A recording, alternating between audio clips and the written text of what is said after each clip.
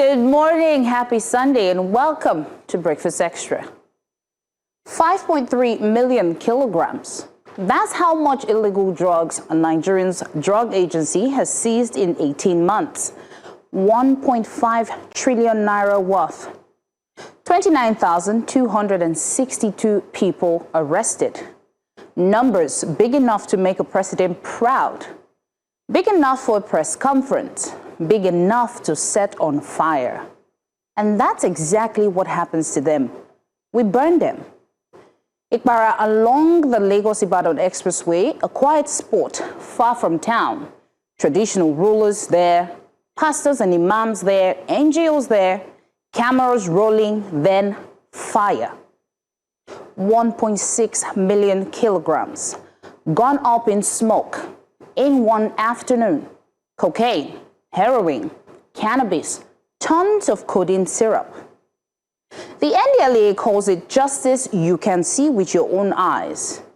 Every gram burned, they say, is suffering avoided. But ask yourself this, what if the smoke itself is the real story? Because here's what they don't tell you in the press release. We destroy the drugs, but what happens to the money? The proceeds, the mansions, the cars, the bank transfers and accounts, frozen meat transfer. Some of it, yes, the law lets government seize that money and property. Some traffickers do lose everything they built from this business. But Nigerians still deserve a clearer account of where those recovered assets end up and how much of that money finds its way into prevention, treatment, and recovery. To be fair, NDLA is doing more than seizing and burning drugs. There's an initiative helping cannabis farmers move into legal crop instead. It's a start. But a start is not a strategy. And it doesn't answer the bigger question. We are burning the evidence of a crisis. Are we spending with the same energy on the cure? Because here's a number that should stop you. 14.3 million Nigerians aged 15 to 64 have used the drug at some point in their life. And that is not a small number. 14 million people are not the problem. 14 million people are the symptom. So let's ask the question nobody wants to ask on a Sunday morning. Why do our young people think it's cool to be high? Is it the music? Listen to what plays in every bus, every wedding, every party. Just scroll through enough social media and you will find smoke, loud, and excess packaged as success. Is it the economy? A generation that did everything right, went to school, wrote WAEC, sat for JAM, and still can't find a job. So tell me, when tomorrow holds nothing, why wouldn't tonight hold everything? Or is it simpler than all that? Is it just easier to disappear into a high than to face a country that keeps telling you to be strong when you actually need a chance? We keep telling our children, say no to drugs. But we rarely ask them, what are you really saying yes to when you say yes to the high? Because no child wakes up in one morning and chooses addiction. Addiction often grows where pain goes untreated, where opportunity disappears, and where the things that destroy young people are made to look glamorous. NDLA will keep seizing, of course. It will keep burning. And that work matters. No one is saying it doesn't. Trust me. It does matter. But you cannot burn your way out of this. You cannot destroy every bag of cannabis in Ogun State tomorrow morning, and by evening, trust me, a new supply will already be moving, unless something on the demand side changes.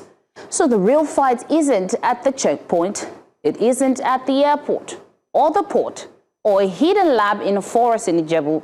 The real fight is in the home, in the classroom, in the quiet hours after school, when nobody is asking a child how they are really doing. The National Human Rights Commission has said it plainly.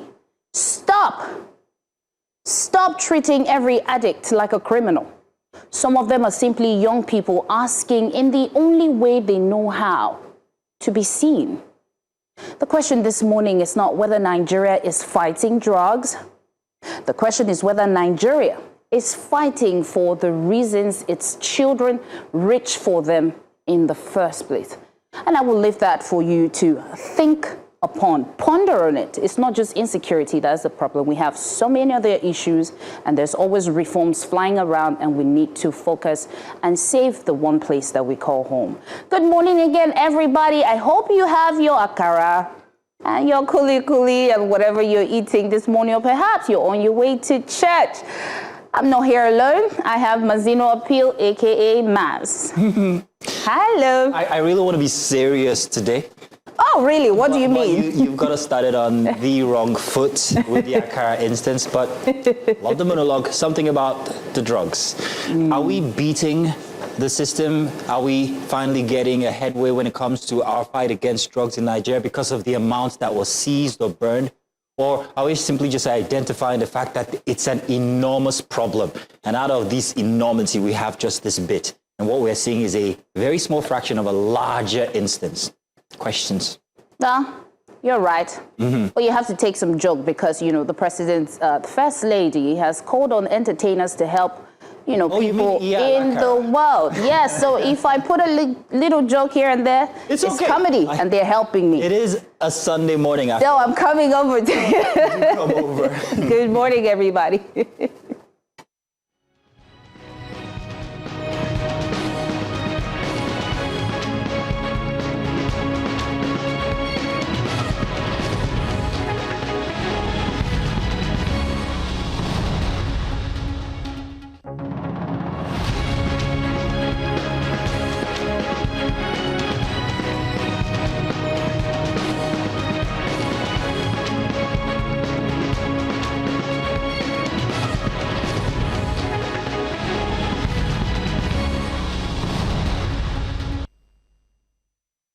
Well, good morning again and welcome to Breakfast Extra. It's another exciting weekend and we are bringing you conversations around the biggest issues shaping Nigeria, shaping Africa, and of course the world. Coming up on the show today, we take a look at the unfolding U.S. Iran conflict and the economic consequences as ceasefire efforts collapse. What does this mean for the global markets, the energy prices, and economies like especially Nigeria? Since we're all producing, we should be making more, but are we really at this point? Back home, we examine the growing challenge of illicit drugs in Nigeria, the progress made, the gaps that remain, and the urgent steps needed to protect communities and also young people.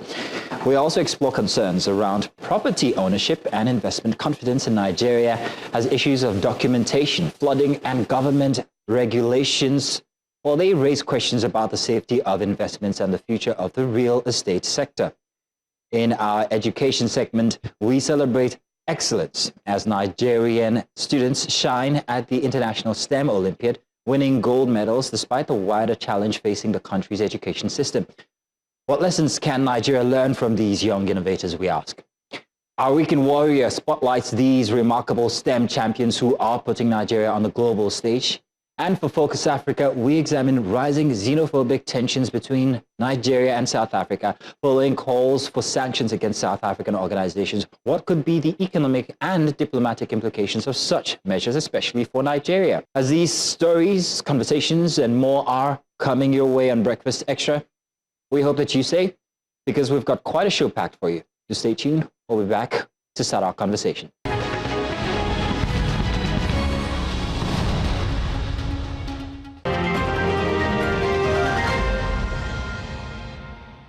Welcome back. And Mazuno has a lot to say this morning. Yes, you do. But we will be doing the dailies right now. Let's see what's on the front papers. What are we starting with? We're starting with the Tribune. Awesome. Mazuno, do you want to start? I will. Thank you. That's a very nice play on ladies first. I see what you did there. Sunday Tribune's got this headline here. Front and center, rescued Orire teachers, students, sacrifice of heroic soldiers won't be forgotten. Makinde says, applauds gallantry of Nigerian soldiers, says army will hand rescue victims over to state after 48 hours of treatment. They're all in the hospital currently. Residents demand military base in Orire. Atiku ADC Sanwo-Olu Alausa, Afenifere Olubadan Alafin Son. Other eminent Nigerians hail rescue, how we rescued them from bandits. the army tell. I'd like to read that because I'd like to know exactly how they were able to achieve such a feat. Congratulations to the Nigerian army and other security agencies that were responsible for bringing back the kidnapped Orire 46, they call them. Unfortunate that while we lost 2 individuals, was 2 of the abductees, we also lost 2 security force members who, in the line of duty, were gunned down by the bandits. But it's a good thing. Regarding the format of the rescue, that's what people are mostly excited about. They want to know exactly how this happened and if this can be replicated in other instances in Nigeria, especially in the north. We had this conversation yesterday when we talked to Dr. Makri. At the top for the Sunday Tribune, police visited me, ransacked my house, father of fake FG agencies, DG speaks. Wait, so they visited and then they ransacked. It's no longer a visit. They stormed my house, would have been better. But it's unfortunate that relatives should get embroiled in instances that have to do with law enforcement or even investigation. At this point, it's simply investigation. No one's been charged. If anybody's going to be charged, you have to mention the name. I won't say it. Mawa expresses worry over increasing cases of drug abuse among women and youth. We had this inside of your monologue. Do you want to say something about that? No. We'll move on because I think we might have an iteration of this in another paper. And I think that would, at the very bottom for the Sunday Tribune, APC sweeps all LGs in Edo as Okweolo hails peaceful election. Interesting. That's it for the Sunday Tribune. Awesome. I think let's do the Sunday Vanguard next. All right, go ahead. Perfect. I know there's one of your papers because no, the it's picture's not. there. So arrive at the center, Oyo school children abduction. Why survivors won't be handed over to Makinde until after 48 hours. The source, Army officer killed in rescue operation. Government says will honor those who died. Blow-by-blow account of how captives regained freedom and video troops rough road to terrorist enclave. And right there it says NMA warns on school children's mental health. You find that on page 13. It's really sad that they were in captivity for that long. And below it says Igbo leaders warn against suppression of opposition. Well, we're getting closer to elections, so we'll see a lot of that. And how ideal tankers keep Apapa Kirikiri in constant gridlock. It's a terrible situation. It is. It is. No, you see, listen, you have to experience it first to be able to say it is. It's actually pretty bad. Over the decades, Apapa has been known to be one of the worst places with gridlocks. And currently, the situation, while it seems to have been solved from before because of the roads that were fixed, I don't think the tanker parks were fixed. And now you'd see that it's going to continue backing up until it gets to mile 2, which it has once or twice during the past week. And that's when you know we're getting closer to the end of the year. But in July, which is not supposed, like I said yesterday, it's a perennial problem. It happens somewhere during June or July and then again at the end of the year. Well, while I am not experiencing that, right below it says, in Lekki, the rich also cry. Okay. As floods turn exclusive estates into canals. Eyewitness says, I watched in awe as flood water carried 2 jeeps like paper. People used canoes to enter and leave houses. Canoe operators charged 1,000 per trip. Let's talk about that. How did you get to work today? I am not in the So canal area. We're even now. We are we're even now. While we'll laugh at these things or just try to make it easy to digest, it is really disheartening that in 2026 we're experiencing this. Although this year there's a lot of flood everywhere, in the world, so there's climate change and all whatnot. But I feel like proper planning. It doesn't excuse the Lagos instance. I agree. But proper planning, the canals, the cleaning, at least will not have as much damage as what we're having now. So we're just hoping that we take corrections. There is plenty of talk about the causes, and one of the major factors that are being pointed to. Let me not say factors. One of the suggestions that might be a factor is the Lagos-Calabar highway. There was a drone footage that's making rounds on social media, if I'm not mistaken, currently, where you can see how it affects the Sangotedo Canal. And it's very obvious. There's no outlet. It's supposed to flow back this way into the Lagos Lagoon, but it can't do that, and it can't flow outward into because they didn't make a proper channel. Because the Lagos Calabar highway is just across, so it's a bad instance, and like I said, no excuse this time. I think my worry is Nigerians, we adapt so much, because now I'm hearing something like when you're renting now, they will tell you there's a flood rate where they reduce price for you because But you know the funny thing, I'm not experiencing that, so what else do we have? Look at you. Okay, rounding up with the Vanguard. Beside it, you have Iyabo Ojo. She says, no woman enters marriage planning to leave. And at the top, PFIPC, we should name that the best thing that's making rounds on the internet lately. Tinubu under pressure to drop ICPC inquiry, order independent investigation, they say. And Tinubu, Atiku, and Obi, they're battling for not votes. Yeah, and that will be all for the Vanguard. I think we'll move to the next paper. Now, we are going to move to the Sunday Nation next. How abductors abandoned Oyo pupils and teachers. Oh, so they were abandoned. Interesting. And Oshun 2026, why we've not arrested hoodlums hiding in government house, say the police. I'd like to read that one because after this issue of fake agencies in the presidency, government houses now having hoodlums seems to be just another small issue. Tanimola, the dead link in PFICP scandal, the writers there say inside Nigeria's most puzzling fraud story, Kachi Hotel. I'm sorry, the fine print is a bit, it's the digital print here makes it. Kachi Hotel demolished by undisclosed entity after mystery fire. So you had a very interesting conspiracy, which I'm not encouraging that you tell here, but it will mean that there are plenty of these conspiracies that are happening outside of the immediate instance of the the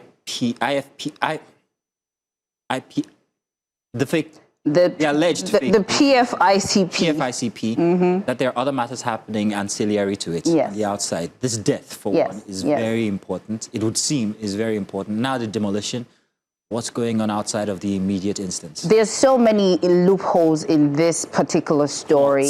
Plots and twist and storyline. The story, came to light 5 days, to the police when, the chief of staff mentioned the situation and all. And then 5 days after, the only alleged witness died in a fire. So while we're still talking about that, and then we're focusing on, why do they have the CBN account? Why do they have an office in the Federal Secretariat and all that? Now, investigating this witness, the hotel all of a sudden is demolished. And then, he had mentioned that I think he was supposed to remit, was it 48 or 40-something% of the money he was supposed to pay. And then if you check the 40-something%, I don't have the actual number in my head, it translates to 10-point-something billion. And he took him to court. He took the DG of the PFICP to court, charging him 10 billion. So those calculations and all those things are just, they don't fit. It's messing with me. Please, well, let's fix it. You write another monologue in form of a script and we'll understand. I will. Let's do the other paper, shall we? What do we have next? Let's see. Okay, that's me. I'm sorry, I'm asking you. Let's do The Guardian at this point. The Sunday Sun. Sunday Sun. Perfect. Beg your pardon. Should I take that? Go ahead, please. Of course, again, PFIPC. Some people say PFICP. Some people say PFIPC. While it says 1.3 billion naira budget scandal, National Assembly is under fire. But they've not been demolished. Anger over alleged oversight failure, poor budget scrutiny, legislature trading oversight for executive favor, stakeholders alert. Budget processes, executive, legislature need massive house cleaning, says lawyers, and will wait for ICPC to come out with its findings, says the Senate. All of that you find on page 18 and 19. Is the ICPC the best agency to actually carry out this investigation? I asked Dr. Amakri this. He seemed to have a bit of confidence in the ICPC. I do not. I think it should be absolutely independent, is my suggestion. Yes. Because you will have in interests inside of the findings for the ICPC, whether you like it or not, because it's a government agency. While they're invested with the responsibility, I still think that there's going to be a bit of interference. Yeah, you said the government agency, but the situation and the scandal is inside the government agency, hence why people will be wondering, why are you investigating yourself? Yourself, exactly. Yeah. So right below APC, Atiku will be no threat to Tinubu. Only mischief makers speak against Muslim ticket, says Moka, who's the party speaker. And besides it, I always brag I'm the Yoruba Igbo girl. Obileye, who's the founder of Tote London. And I think right at the top, planned phased out of GSS/SSS structure. Pressure mounts on federal government, and beside the Igbo group to federal government, safeguard NDC presidential candidate. By all means. Sorry, can we go back to the planned phase out of the JSS/SSS structure? Yes. Why are we doing that? Rhetoric. Wrong focus. We have a very bad education system.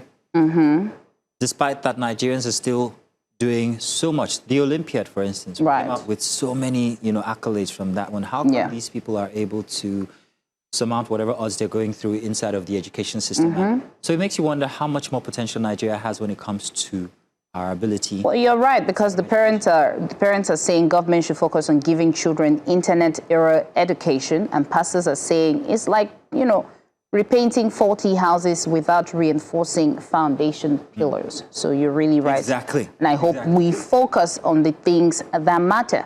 And the rescue of your kids, Atiku Sanwo-Olu Alausa Obi orders Lord federal government and security forces. Ex-VP slams Tinubu for not addressing and reassuring Nigerians. And last but not the least, Tinubu faces resistance in NAS. Non-execution of constituency project threatens members' re-elections bid, and senators plot own pushback. And that'll be all for the Sunday Sun. All right, cool. Moving out to the Punch. The Sunday Punch has this headline, front and center: Northerners to FG replicate oil rescue operations in Kaduna, Borno, Kwara. Now, let's settle down and talk about this for a bit more. Now, when we say replicate, we're asking the government to actually do exactly what it did with the vigilantes in Oyo, Amoteku. They actually helped to bring the situation under control, even if we lost 2 members of security agencies. But when you talk about replicate, we do not have the sort of Amoteku inside of these northern states, Kaduna, Borno, or Kwara. What we have are also reintegrated insurgents, Boko Haram, terrorists, bandits, whatever you want to call them, terrorists. So will it help? If you have these people, these members that could be flipped inside of your agency, can you replicate it? Can you truly replicate it? I don't think so. I want to be proven wrong. I hope that it can be done, but the truth is, sitting down here and looking at the instance, the dynamics, not going to happen. Well, at least it won't be safe to say that, yes, let's go ahead. Let's do that. I think the army should be capable of doing it alone in the north. It's a totally different terrain, totally different dynamic. These are not thick forests. These are large expanses of land and enclaves. And I don't think vigilante would be a resource. Well, I think when they say replicate, they mean, the togetherness in the force. And, the way they were able to rescue the people in Oyo, they should go together to the north and rescue. Together with who? Currently, maybe we can loan the people we use in your state. No, yes, we can loan them. Vast areas of ungoverned, in quote, forests that they're guarding or that they're taking care of. That's their responsibility. Yeah. They're not going to, it's not. Do we have any other paper? I doubt that we do. I think that would be all for the papers. That will be all. So we're wrapping here. Because I feel like this PFIPC situation will continue until, I think this particular one, Nigerians are very vested. How does a fake agency have a budget? And we're lamenting, At least for the next 2 weeks. It will be more than that. I'm setting it to be more than that. But that's it. No, I'm invested. You're invested? I am well done. No, part of how much? 10 billion? That's all for the papers this morning. We have conversations starting soon, so stay with us. We'll be back.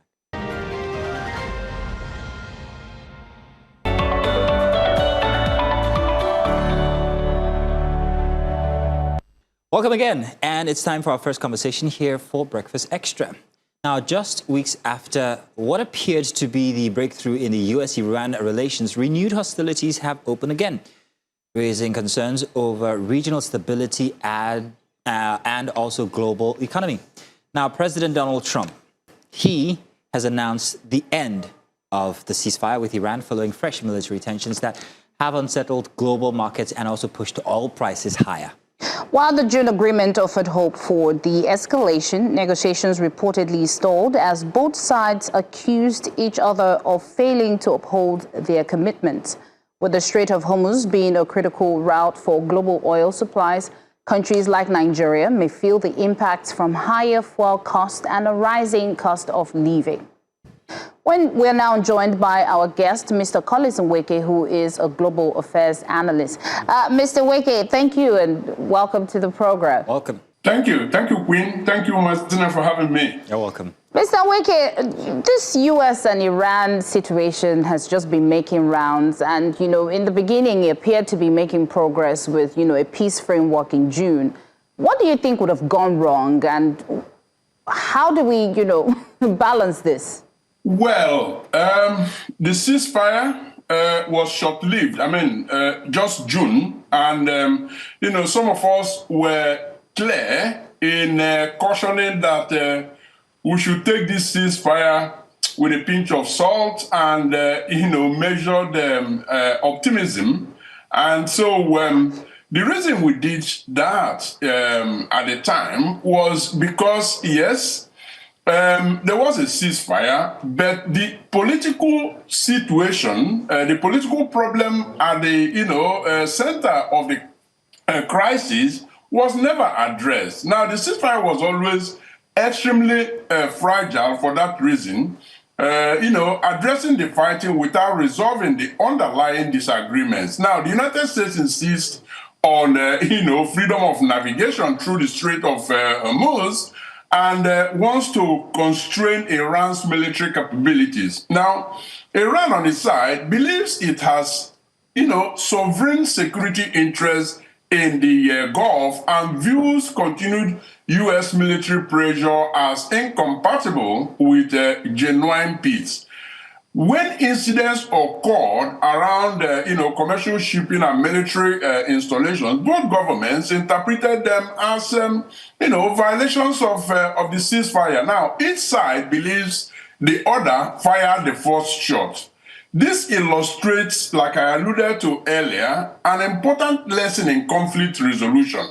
Now, ceasefires stop bullets temporarily, but only political agreements stop wars permanently. Without mechanisms for verification, communication, and confidence building, ceasefires often become pauses before the next round of fighting, and that is exactly what has played out, in that corridor. Mr. Nweke, let's bring it back home here to Nigeria and how it actually affects us, the implications on an oil-producing country like Nigeria, which should actually be making money, noting that, hey, we export crude oil. Or do we? Because we also import crude oil to make refined products. So I'm wondering exactly how this dynamic works for Nigeria. Is it to our benefit? Are we making more on the sale of crude oil? Or are we making less because we're importing these and also, still spending on transportation and all the rest? Yeah. Well, Mazino, essentially, your question is what is on the balance sheet, at the bottom part of it. It does look to me like the revenue we're going to make because of increased, price of oil per barrel and the fact that alternative routes, supply routes will actually point to Nigeria, does not quite clean up ultimately. In the long run, the inflationary trend that comes with it. The price of garri, beans, yam, and all of that actually going up. School fees delayed in payment and so on and so forth. So Africa may be geographically distant, but, economically exposed, to this war. Every serious disruption around the Strait of Hormuz affects global oil markets. For oil exporting countries like Nigeria, like you alluded to, Higher oil prices may increase government revenues in the short term, mark the word short term. However, there's another side to the story, Mazino, and that other side is higher energy prices increase inflation. They raise transport costs, increase food prices in the market, and make imports, and don't forget Nigeria is import, dependent economy. They make import more expensive. Now, investors also become, more cautious during geopolitical crisis. So while governments may initially welcome higher oil prices, ordinary citizens often bear the higher cost of living. Now, the lesson for Africa remains diversification. No economy should depend exclusively on geopolitical crisis for revenue. One more follow-up on that, sir. You talked about inflation, and I'm wondering how much longer does this conflict have to go before it's a global inflation problem? I wish I had the crystal ball to look into and say, well, the war is going to end tomorrow, or it's going to end next month, or in 2 months' time. I don't have that. Now, with my, mortal eyes, the only thing I can say is that I wish that diplomacy becomes most valuable precisely when military operations begin failing. I mean, there are no two ways of, looking at it. The military options are failing. And so, to end this war soon, several countries, including Oman and Pakistan, should continue facilitating communication between Washington and Tehran. Even during, active hostilities, governments often continue negotiations, quietly behind closed doors. History shows that many successful peace agreements began while fighting was still taking place. Now, the challenge is rebuilding trust, because trust has broken. Trust cannot be created overnight, but that is the danger also. But it can begin with limited agreements on, humanitarian issues, maritime security, and confidence building measures. Now, ultimately, sustainable peace requires political courage, not merely military capabilities. Well, Mr. Nweke, you had mentioned earlier that, ceasefire is just a pause. And for war to end, there have to be a political agreement. Now, we've been having, of course, ceasefires and then the pauses, but there's a back and forth. Why do you think these, political heads are not agreeing? What are they gaining that we're not seeing? Would you say they are gaining more in this war continuing than losing? Well, if they had calculated, any side, in fact, to be more specific, if the United States had calculated that, they are going into this and it's going to be a win for them, I'm sure the result they are seeing on the ground is different, because they had envisaged a situation where they just go in, a couple of days, do what they have to do, flatten Iran, disarm them and all of that, and then boom, they are out. Well, the war just keeps dragging on. Now, what we are witnessing is not merely the collapse of another ceasefire. We are witnessing the collapse of confidence, between two countries that fundamentally distrust, each other. The renewed U.S. strikes and Iran's retaliation demonstrate how fragile modern ceasefires have become when there are no comprehensive, political settlement behind them. So military pauses are not peace agreements. To answer your question directly, the significance extends far beyond Washington and Tehran, and that's why the world, should get worried. Every escalation in the Gulf immediately affects global energy markets, inflation, shipping routes, and investor confidence.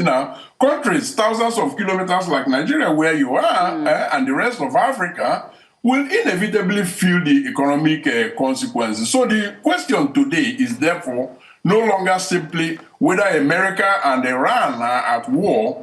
The more important question, in my view, is whether diplomacy can still prevent this conflict from becoming a broader regional crisis. Right. So, Mr. Nweke, thank you for that. But now, talking about Nigeria, like you said, we may be geographically far, but it still affects our economy. How can Nigeria as a whole find a way to protect the economy from, these effects every now and then?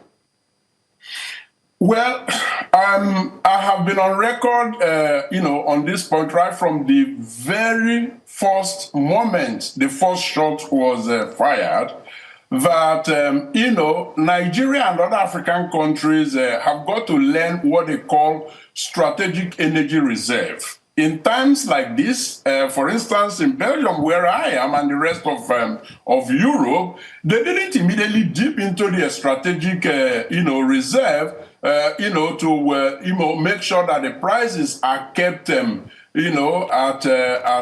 affordable rate for the citizens, for the end users. But they watched, use some incentives, and then when it became critical, they dipped into it and then out again. So the point is that we've got to start, learning to build up a strategic reserve. That's one. Number two, I think that despite the situation, there is enough resources to go around in Nigeria. Let me not speak of the rest of Africa.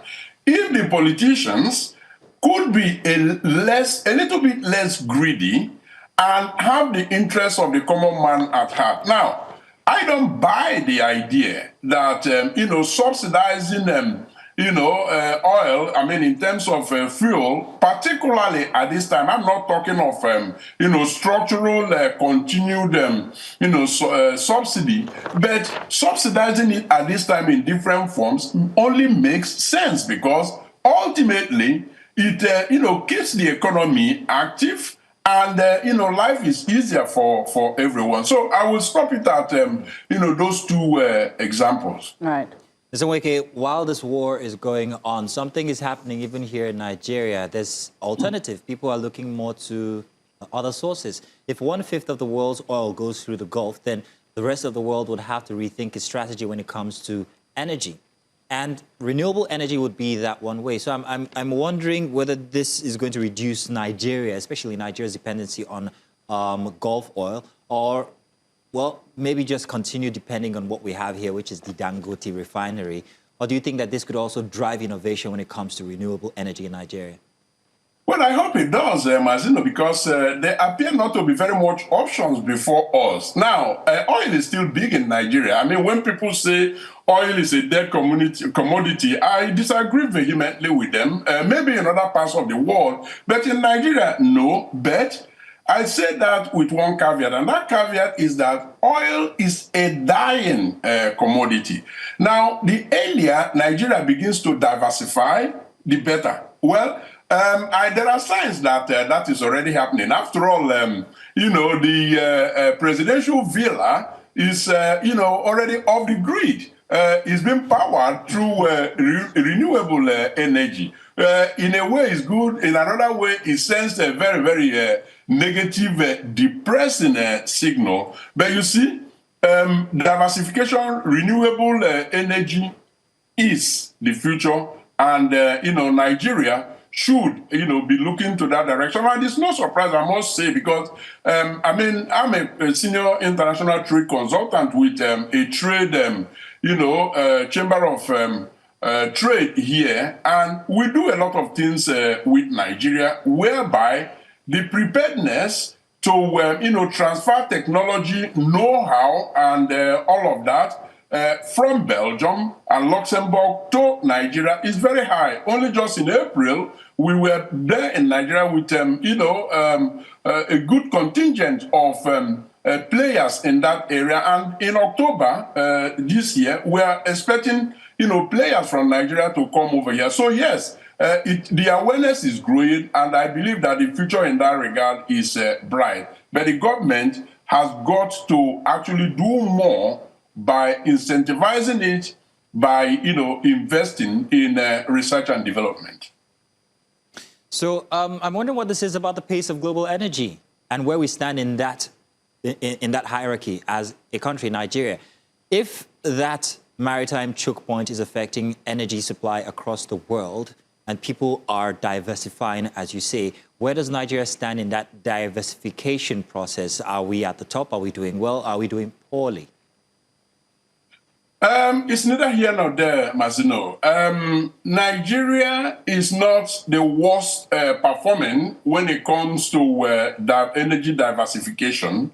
However, Nigeria could be in a better place than they are today. Like I said earlier, the awareness is growing. But we also have to balance that, with the reality with the Nigerian reality. And that Nigerian reality is that, oil is not, prepared to die yet. It supports a critical part of the economy. A lot of people are, employed in that sector. And so it has to be a gradual phase-out process. So if I'm, forced to position Nigeria in the scale of things globally, I would say they are somewhere in the middle. But in the next half century, Nigeria has got to do much, much better than they are doing now. Dangote refinery notwithstanding. Wow. Thank you so much, Mr. Collins Iweke, for, of course, joining us and giving us your valuable insight. We'll follow up, and we hope that, the world will find the better place, and Nigeria will figure out the best way to survive. Nigeria first, and all can figure it out. Thank you so much, Mr. Iweke. My pleasure, Queen. Thank you, Mazino. Enjoy the rest of your Sunday. You too, sir. Cheers. Well, that's it for this conversation. Let's go on a short break. When we return, we start another conversation. Do stay with us.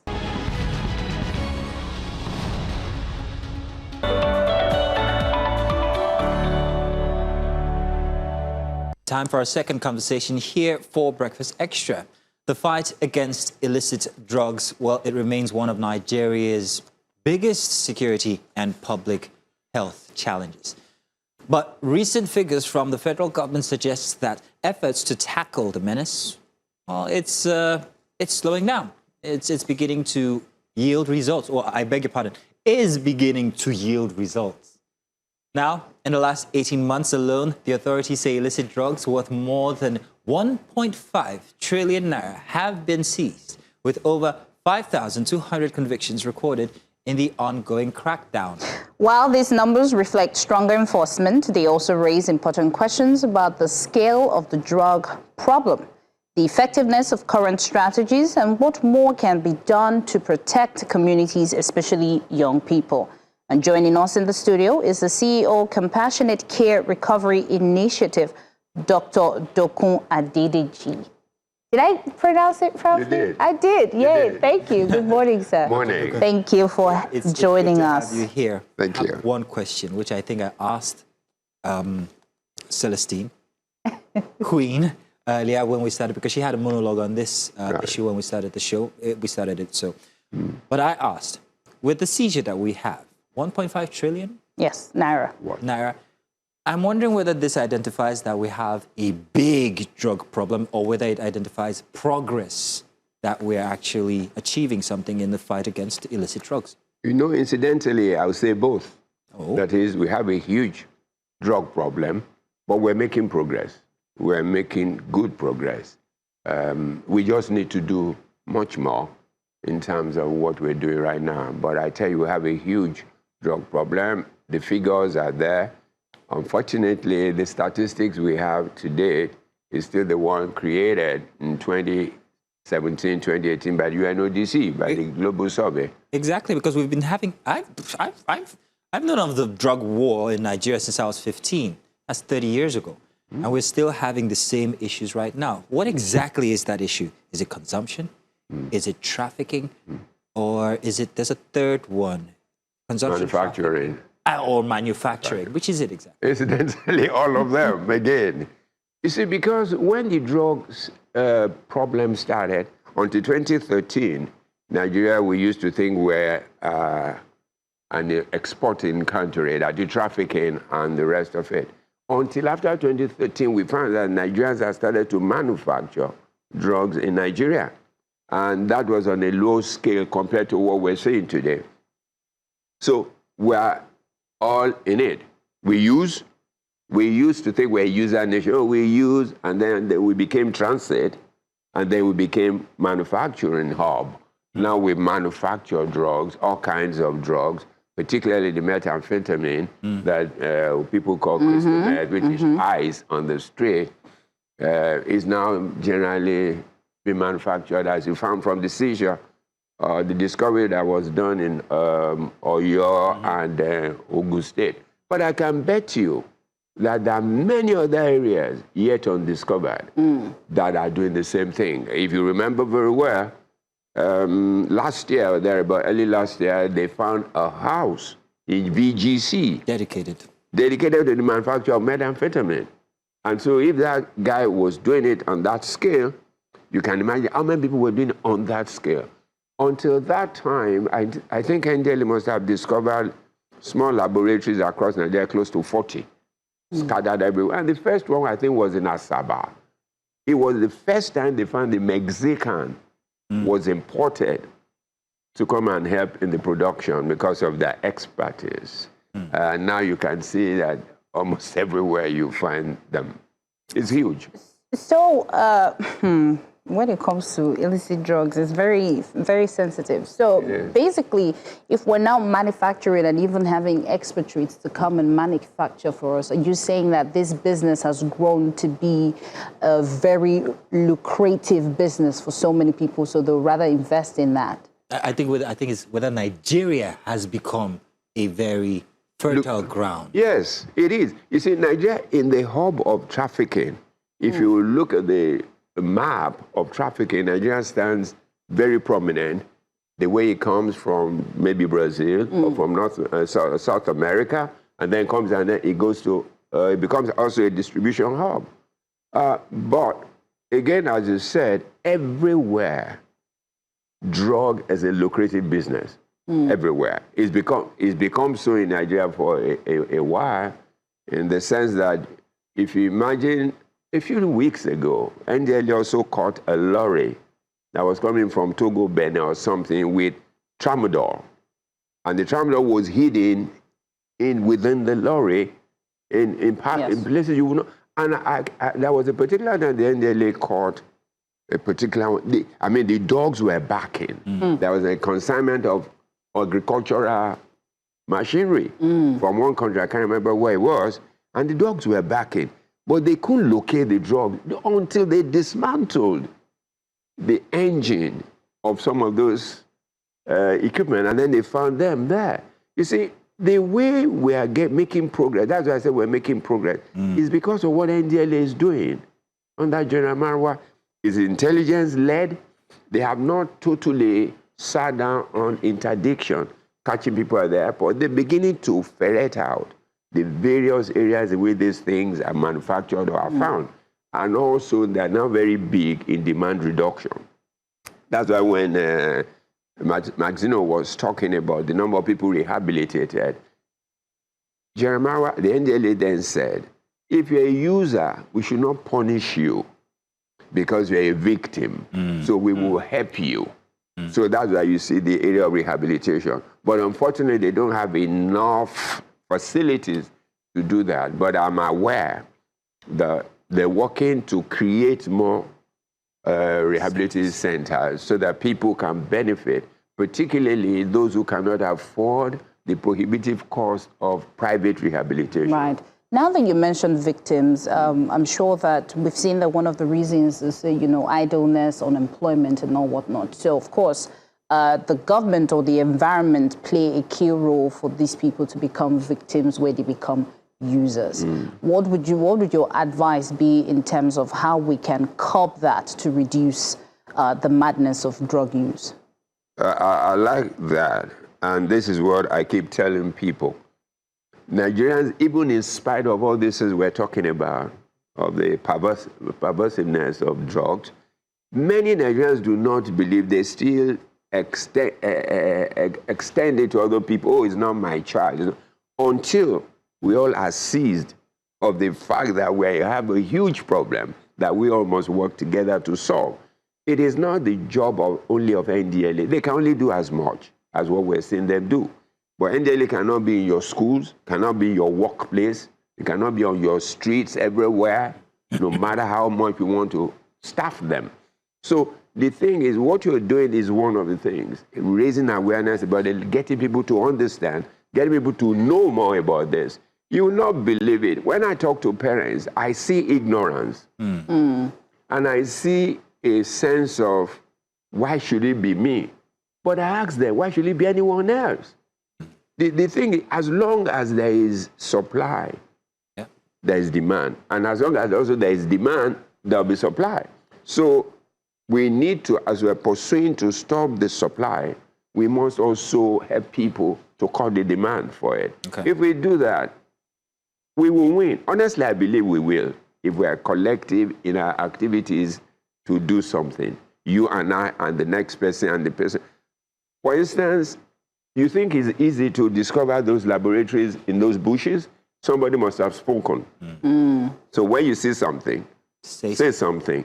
But say it to the right person so that you don't get into trouble. Because the drug business is a network. Let's talk about this network. We've talked about trafficking, we've talked about manufacturing, let's talk about use. Someone said, I think I read this somewhere, that arrest cannot be the solution. If you get a trafficker, you have to arrest them. If you get a manufacturer, you have to arrest them. That doesn't really solve it. The solution is in that demand you spoke about, demand and supply, the demand, which is use. So in your experience in recovery and rehabilitation, what's the biggest factor that causes use? When I say this, too many people don't like it. Any vice that you see starts from the home. How do I mean? How much time do we have for our kids? How much, when I say time, I don't mean money. I mean emotional influence, psychological support we offer them. How close are we to them? I'm not saying we're going to be so close that we can go dance together, but why not? But the thing is, many people know their kids by name. They don't really know them. Let me start by things I was discussing with my brother a few days ago. Let me start like this. I asked men in particular, how many men have attended the Parents-Teacher Association of their children's school? I was there yesterday. Only sir. yesterday. You gave me the opportunity to actually be there. So Because I let's gave. count that. So it's me. Well, You know what? I mean, we say this thing. They look, why? But it's true. Let me give you progress with that. A father sees a son who wants to sit for jam. He says, when I went to Mr. Williams' house, I saw his son, Deepo, your friend. He was filling his form for medicine. it's not my child. And no, not yours. No, I thought you said he was doing something illegal. I'm sorry. No. I mean, filling the form for jam, and he's filling medicine. So the father comes and says, Kule, I saw your friend Deepo. He was filling the jam form for medicine. Indirectly, what is he saying? Why don't you do medicine? Why don't you also read medicine? And then the boy can't read medicine, levels art. And then the boy is compelled somehow. He goes to school to go and study what he cannot. And then when that does not work, he doesn't go to class. I'm not saying they lead one to the other, but these are circumstances we have seen. I have seen a lot of students in that dilemma. And then they say to me, my father said I should read engineering. My mother said I should read accounting. But you know, the example I always give that is so simple is Wole Soyinka. Wole Soyinka read literature and drama. There's nowhere in the world he's not known. His younger brother taught me in medical school. You don't know him. Unless, if I mention, you need to go and Google him. And then so you begin to say to yourself, do we become successful by the things we read or by the attitude we introduce to what we have read? So, doctor, you've just drawn a straight line between pressure, in this case, parental pressure on children when it comes to education, Absolutely. to drug use. Yeah. Because I have seen it. because I have seen it. You did say that not many people would enjoy what you're about to No, say. no, not likely, not likely. It's a very interesting factor that I never really absolutely thought about, but I have witnessed. Because in school, Queen, I don't know if you saw this, you'd find most people who are dejected and like, I can't do this anymore, who have turned to drug, it's because they're actually studying things that they're not comfortable with. They're not. Or that they're failing at. And I've never really considered that. Yeah, you see, that's why I say too many people, many parents may say, what is this man saying? Is he castigating parents? I'm not. I'm only just asking parents, would you like to be parents again? Would you like to sit down? Look, let me tell you, you see your child, you buy him a car, he probably doesn't need a car. Let me give you a typical example. One day I went to talk in a school. So after talking, a woman ran after me and said, Doctor, why are you talking about me? I said, I've never met you before. I don't know who you are. She said the way I spoke. But she now gave an example of herself and said, I'm a lawyer. I have a master's. I have 3 kids. And I told my husband I wanted to work like my friends. The doctor said, stay at home. We're okay. You can do this. She said, no, she wants to. So they got her a job. She became a legal advisor of a bank I won't mention. So she said one day she fell ill when the children had gone to school. So they took her, they gave her 3 days off. So in the afternoon, she followed the driver to pick the kids. That's her mommy. In the morning, she followed to drop them. In the afternoon, to pick them. The children said, Mommy, there's something wrong. This never happened before. We don't see you. Suddenly you are. So in the morning of the 3rd day, the youngest 4-year-old prayed and said, God, we don't know what you have done to Mommy. Please continue to do it. Oh. She resigned. Oh, that's beautiful. It just, I mean, I'm just trying to... Yes. Yes. People don't have to like what I'm saying, but it's the truth. You're right. Well, Mr. Didiji, I still have Doctor. a couple of... Dr. Didiji, I still have a couple of questions for you, but let's go on a short break. When we return, we continue the conversation. Don't go anywhere. Welcome back. Now, before the break, we're talking about the use of illicit drugs with Dr. Dokun Adedeji. I put it right. Got it. Martino. So, Dr. Adedeji, I think now we've been talking about the young people, but of course in the reports it's at 15 to about 64 years old. And of course on social media we see all the celebrities, they've made, these drugs look very lucrative, very, easy. It's like, oh, it comes with a status. So a lot of people, I feel like they fall into that because they've gotten a status. Now, how do we differentiate that and tell, what is the damage for people who just take it for, fun's sake and trying to feel among? You see, there's one thing I tell young people. There's nothing like take it for fun's sake. You will pay the price. And I've told people when you're talking to people about marijuana, don't tell them if you take it, you go mad. Because essentially, and truly, they really don't go mad. The thing is, it could lead to madness because they would then say to you, so person takes it, he's not mad, he's now a lawyer, or he's now an accountant. So we're creating a dissonance, a sense of dissonance for them. They say, you said it doesn't happen. The thing we must tell them is, that, if you take marijuana, there are 2 things that can happen.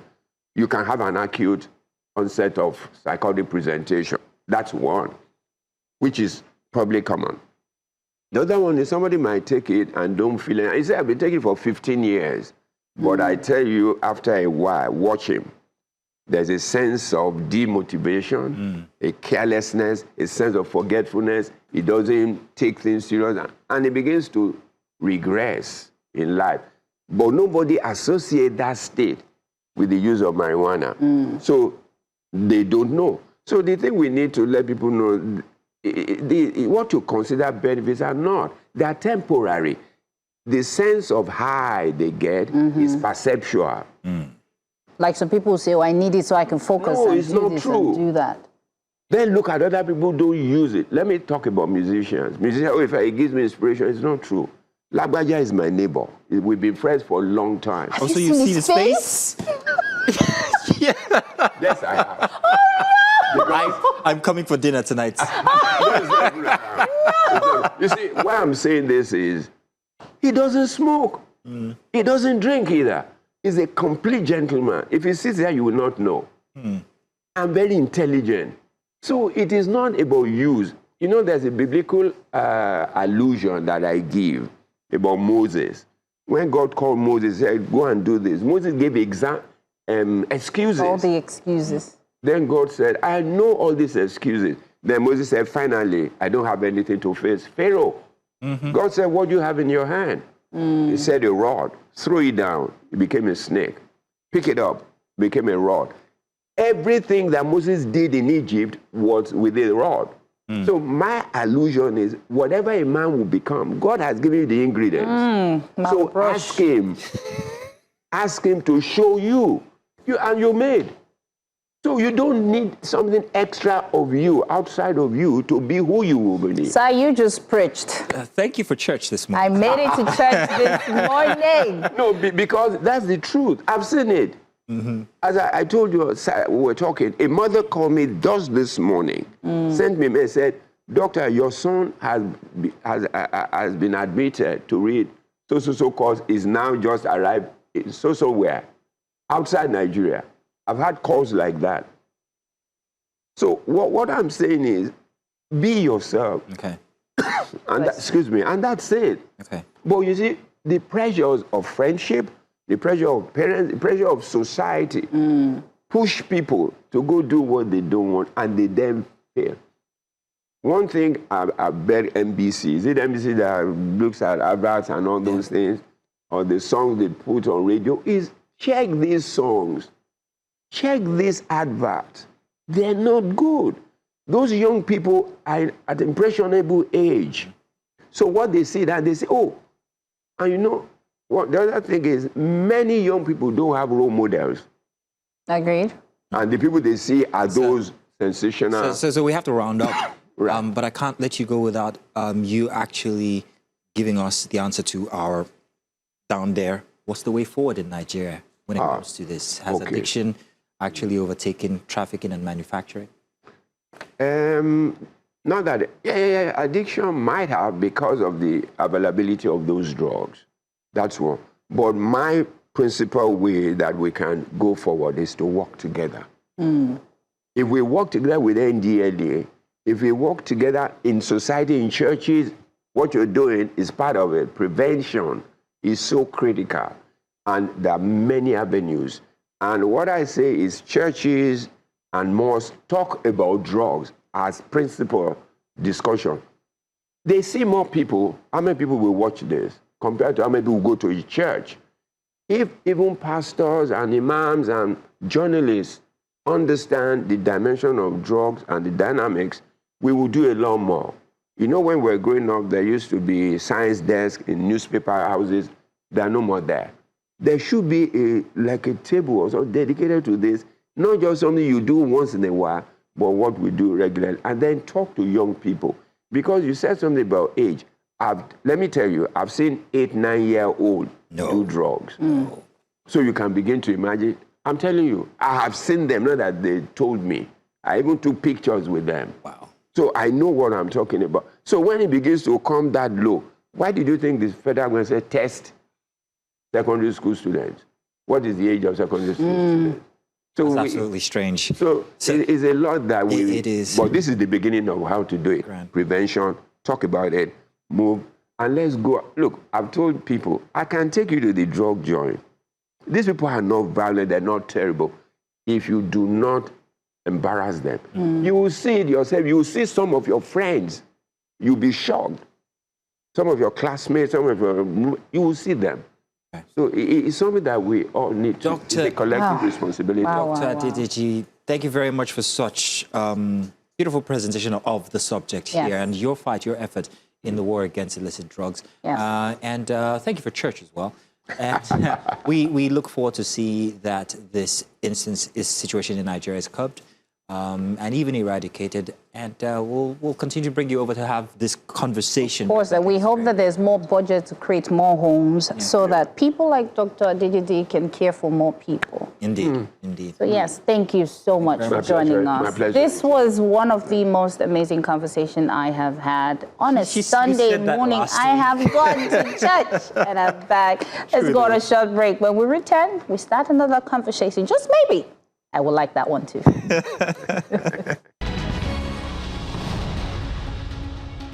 Welcome back to Breakfast Extra. Here we have our News Central correspondent, Austin Azu, who is live in Edo State. From yesterday, the LGA elections, he's going to give us an update and follow up on the event that's transpired since.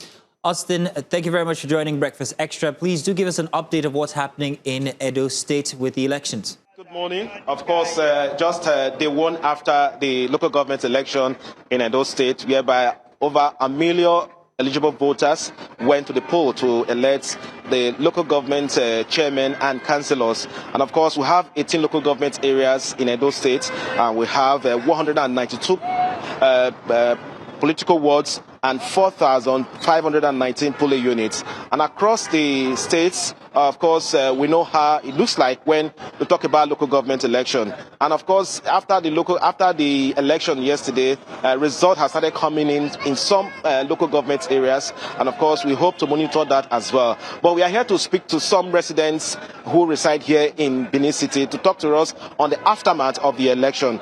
We have Chibike Oborie. Chibike, good to meet you, Chibike. Good morning, sir. How are you doing? Fine, sir. Okay, talk to us. How was the election yesterday? What did you observe so far from the poll yesterday? The election, everything was very successful. No any fight or this thing. Everything was very nice. It's not how I expect the election say we go, but I think say there will be scatter everything, but everything was nice for the election yesterday. Okay, did you observe anything like exchange of money? That is, people, they use money, they buy votes. Do you observe it? No, I did not observe that kind of thing there. Okay, but your friends who the other local government area, they tell you how much they give them before they go vote? I know sure. No, they not tell me anything. They not tell me. So this election, when they conduct for Edo State, so you want to see me they still use the same method they conduct the next election for Nigeria? That's 2027 election. Yeah, if this 2027 election, if you then conduct and be this way, everything will be fine by the election. Okay, so what will be your expectation from this election now? Like, what do you expect now? Say if they don't announce the person now, what you want to make you do for the people of Edo State? and I'm everything everywhere. They organize here everywhere because as him be leader now, the first way go enter. Something waiting good for people because we are lacking many things. Something where you go do. Say not me go tell what he's going to do. Okay, you stay at those states. You say when they lack many things. If you name those things, when they lack? Plenty now. We are lacking many things in those states. Like what? Name them now. Okay. No. Okay, all right. We have another respondent here to talk to us. Samson Edege. Samson, how are you? Good morning. Yeah. Okay, move on front. Okay, Samson, tell us, how did the election go yesterday? The election, according to my understanding, is a peaceful election, that I have never witnessed like this before for the past 3 years. Because I remember in such a case like this, there will be many violence and destruction, and a lot of havoc will involve.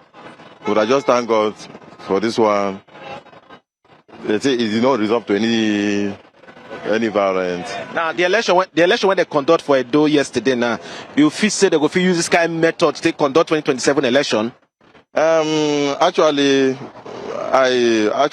where my polling vote, where I supposed to vote, due to some strategy, what occurred to me, I didn't go there, but I heard about some of the what happened there. According to eyewitness, they say that they use one paper to complete like 10 votes, but I don't know if that will really or call again, or I don't know whether they will change it, or I don't know how the thing is going to be. Yeah, so that is what. But I just pray that we should all follow the due process, so that our nation can be fine. And yes, yeah. Thank you very much, Mr. Sampson. Of course, we hope to go further from here to speak to some other residents in Edo State, and of course, go further to the Electoral Commission here in Edo State to see the updates about the turnout of results from each of the local government areas. And of course, we keep you updated.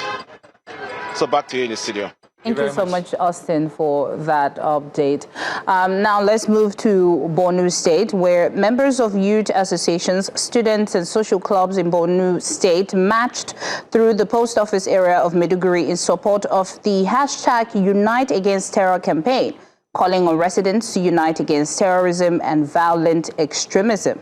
The peaceful rally, organized by a coalition of youth groups, attracted participants carrying placards with messages promoting peace, unity, and community resilience. Let's cross over to our News Central correspondent, Umaru Kirawa, to give us a breakdown of what's happening. Umaru, good morning. Good morning. Yes, Umaru. Yes, Umaru, go ahead. Tell us what's happening where you are. Well, in the early hours of today, youth groups, students from different institutions of learning and members of different forums and associations in Borno State converge here at the post office area to protest and call on the federal government that enough is enough in terms of the insecurity in the state and other communities, different parts of the country. You might recall that a lot of students are still in captivity. People have been abducted, and so many of them are still in captivity. Pupils of Musa, 42 of them, and that's of Lassa up to now. A lot of students are still in captivity. That's 6 of them and 1 teacher. The military were able to rescue some, but largely a lot of students are still in captivity, and that is why a large chunk of youths are here to protest. But we have one of the protesters who will tell us more with regard to what is happening. So, how's the first self-introduction? I'm Baini Success Mustafa, the National Muslim Association of Nigeria. What can you tell us with regard to outing today? As you can see, they are all students, stakeholders. They are here to raise our concern based on the kidnap being there at Europe. One government to find our voice. And of course, some students here. Okay, so largely, what do you want the government to do now? Kirawa, Government. Kirawa, we hope you can hear us, but we're having technical issues with your sound. We're going to come back to you. Hopefully by then we would have sorted that out, if you don't mind. But thank you very much. We'll be standing by to have you back on. We're going to move on now to our next conversation inside of Breakfast Extra. And let's talk property risk. Let's talk documentation. Let's talk flooding. Let's talk investor confidence. Now, recent flooding in parts of the country has once again highlighted the consequence of poor drainage systems and uncontrolled development, also the weak compliance with land use regulations. Now, at the same time, the federal government's plans for additional service lanes and also drainage infrastructure along sections of the Lagos-Calabar Coastal Highway have also raised important questions about planning approvals, about compensation, and the rights of property owners. Right. And while the project is centered on Lagos, the concerns it raises are being felt across Nigeria as investors and homeowners increasingly seek clarity on documentation, regulatory compliance, flood risk zones, and the security of their investment. And to help us unpack these issues, we're joined by Kojo Mensah, who's the CEO of Journal Capital. He'll be joining us online. And of course, in the studio, we have Grace Ajayi, principal partner at Legal Shield Solicitors, who will be providing us with insight in terms of legal matters and regulatory dimensions of these concerns. Thank you very much. Kojo, good morning. Thank you for joining us. Good morning. I really would like to start with the lady inside of the studio, ladies first, but this question has to start this conversation and it has to be directed to you. Kojo, from your experience, what are the first steps any investor should take before actually committing to a property investment in Nigeria? Maybe even to be specific, in Lagos. Well, good morning once again to you and your viewers and listeners. I hope you can hear me. Yes, Yes. I know the network is, yes. We can. I think one of the things that we have to understand that real estate or property acquisition is a major investment for any individual or any family. Like any typical investment, if anybody is venturing into that, it's extremely important to make sure that your due diligence is done as far as the land title and all documentation that pertains to the property. It is also very important to know the history of the property in question itself and some of the stresses that the property may have gone over or under or over a period of time. But certainly there can be no substitute for due diligence as far as documentation is concerned when venturing into real estate investment. Thank you so much, Kojo. Grace, let us do woman to woman. Why must Joe by me? Grace, for people who are listening and investors who are trying to come to Nigeria, the ones who have already invested, what are the important legal checks that they need to check? What documents do they need to safeguard themselves from any mishap or anything of the sort? Okay, thank you very much for that question. First, just like Mr. Kojo said, that property, real estate is actually a major drive to economic growth, right, to wealth creation and urban development. However, developers and property owners are being faced with significant challenges that has to do with the value, the security, and even the confidence on investors. And there are three major concerns here. But going by your question, we're talking about the documentation. Yes. Documentation. You see, as an investor, before delving into property, the first thing that you have to do is, one, get to know get to conduct a proper search on the property. Get to know what documents are there in that property that you're about to invest in. Like, does the land have CFO? Is there a governor's consent on the land? What are the proper documentation or proper status of that land? And in so doing, you get a lawyer actually to conduct this search for you.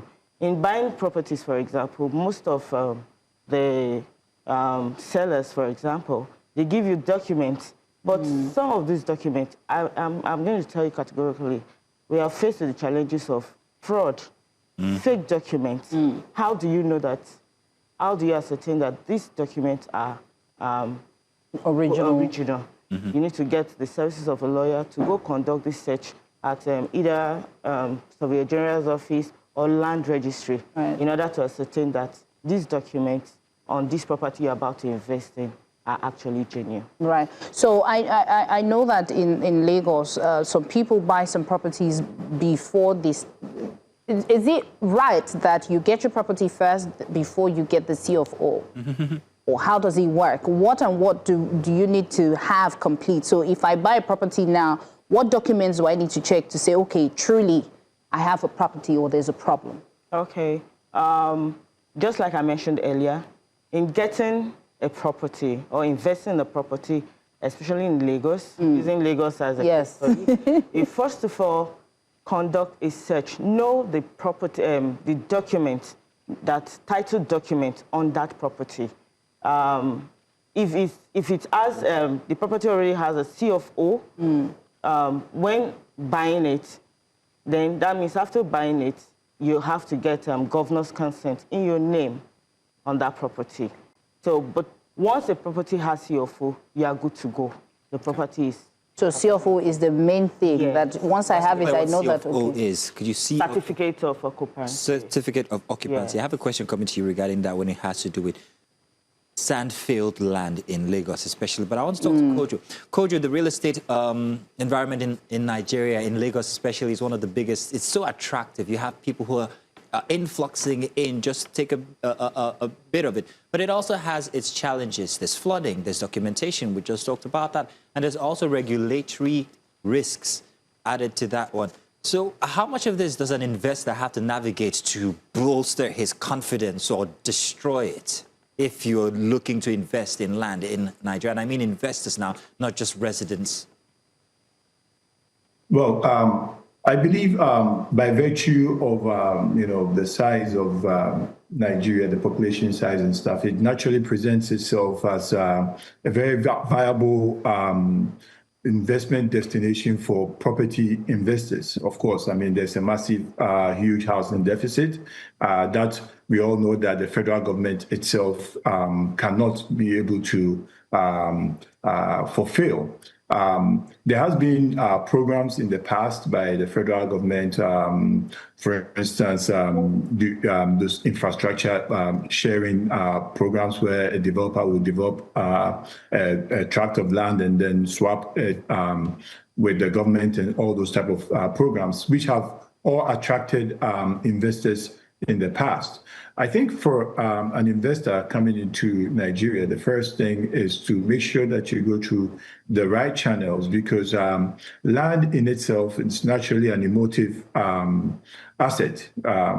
So to venture into something like that, you have to make sure that you're dealing with the right partners. I mean, the right government agencies, the right state agencies. And then when that is acquired, you have to ensure that you also have proper engagement with the allodial owners of the land, the communities that have been occupying the land, to be able to make sure that that is everything is done properly and according to the law. Certainly, circumventing approval processes might initially seem as a thing to do, but it will come back to harm you in the long run. So, as an investor coming into Nigeria to do property or real estate investment, my main advice is to ensure that you navigate properly through all the regulatory agencies to make sure that the property that you are venturing into has been designated to you for that purpose, and you have all the necessary approvals and documentation. As my sister said, C of O's, which in some instances you have to go through several processes to achieve that. You have to ensure that that is done before you venture into investment like of this nature as a foreign investor, or any investor for that matter. So, Kojo, I want to break this jinx. I want to ask Grace a question now, if you don't mind. So, but do listen, Kojo, because this is also going to come back to you as well. I'd like your input on that one, maybe now or after. But Grace, let's talk about the fact that for most investors, they have to go through certain processes like sand filling. Now, sand filling, if from my research, is under the purview of the federal government. The state government doesn't necessarily have any, what do you call the word now, jurisdiction over it until there is land there. So what must an investor note before going on to actually purchase, maybe sand, or even suggest that land in some areas be sand filled before they can carry on development? Okay. I see you smiling there. You've come across this issue before, have you?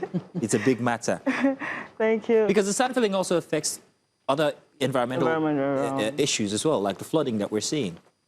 Okay. For an investor looking into a location that is flood prone, I think the first thing such investor should do is to approach the Ministry of Environment and Flood Service to obtain what they call flood clearance. That will actually help navigate the flood issues surrounding exactly, so that you know exactly where to and where not to. Do we find that people that investors are doing that currently? Because we see the issues that it's realizing, and that's the flood issues, especially here in Lagos. Why do we have a problem with that, do you think? Because I think it's because they don't do their due diligence. Again, the investor or the agency? You get it? It's dicey. It's dicey. It's either two ways. Now, as an investor, you're putting your money into something, and you're doing this because you want to get profit. And then the onus to conduct a due diligence search is on you. Is it though? Yes. Because if the agent says, okay, fine, here's your certificate, you can go ahead, I'm going to assume that they've done all the checks, all the red tape has been crossed and all of that. And then 2 months down the line, they say, you built your house or your structure on a natural relief, what's it called, and it's destroyed. We've seen that happen time without number. Yes. Is it really with the investor or is it with the agency? The Lagos State Environmental so-and-so, what's it called again? Lagos State Environmental and Flood Services. Yes. If you don't approach them as an investor, how would they know that you are coming to such areas? Most times, these investors have people that work for them. They just tell their agent or whoever, I'm interested in this particular location. And I want us to be practical here. Most of the agents in this field, they are just after their commission, they're after their money. Exactly. So most of them don't do due diligence. And that's why, as an investor, you get a lawyer, a professional, to do these things, to guide you. Grace, I'm sorry. The lawyer is not an environmental expert. Wait. So that's the issue now. Because the lawyer can do his own and say, yes, they are original or correct, but did an environmentalist actually certify that piece of reclaimed land, and say, yes, fine, this is not going to disturb any flood paths or pathways for water? I'm asking because maybe I want to invest in Lekki and... I mentioned, sorry to cut you short. Go ahead, I mentioned earlier that as an investor, looking at a certain location, and if that location you're looking at is a flood-prone environmental area, the first step to do is to approach the environmental and the flood services to get a flood, what they call flood clearance. Okay. Once you have that flood clearance, I think you're good to go. It will inform you, it will inform you on whether to invest in that area or not to. Okay. Right. Kojo, I'm coming to you, but this question is tailored for Grace, to yes. Grace.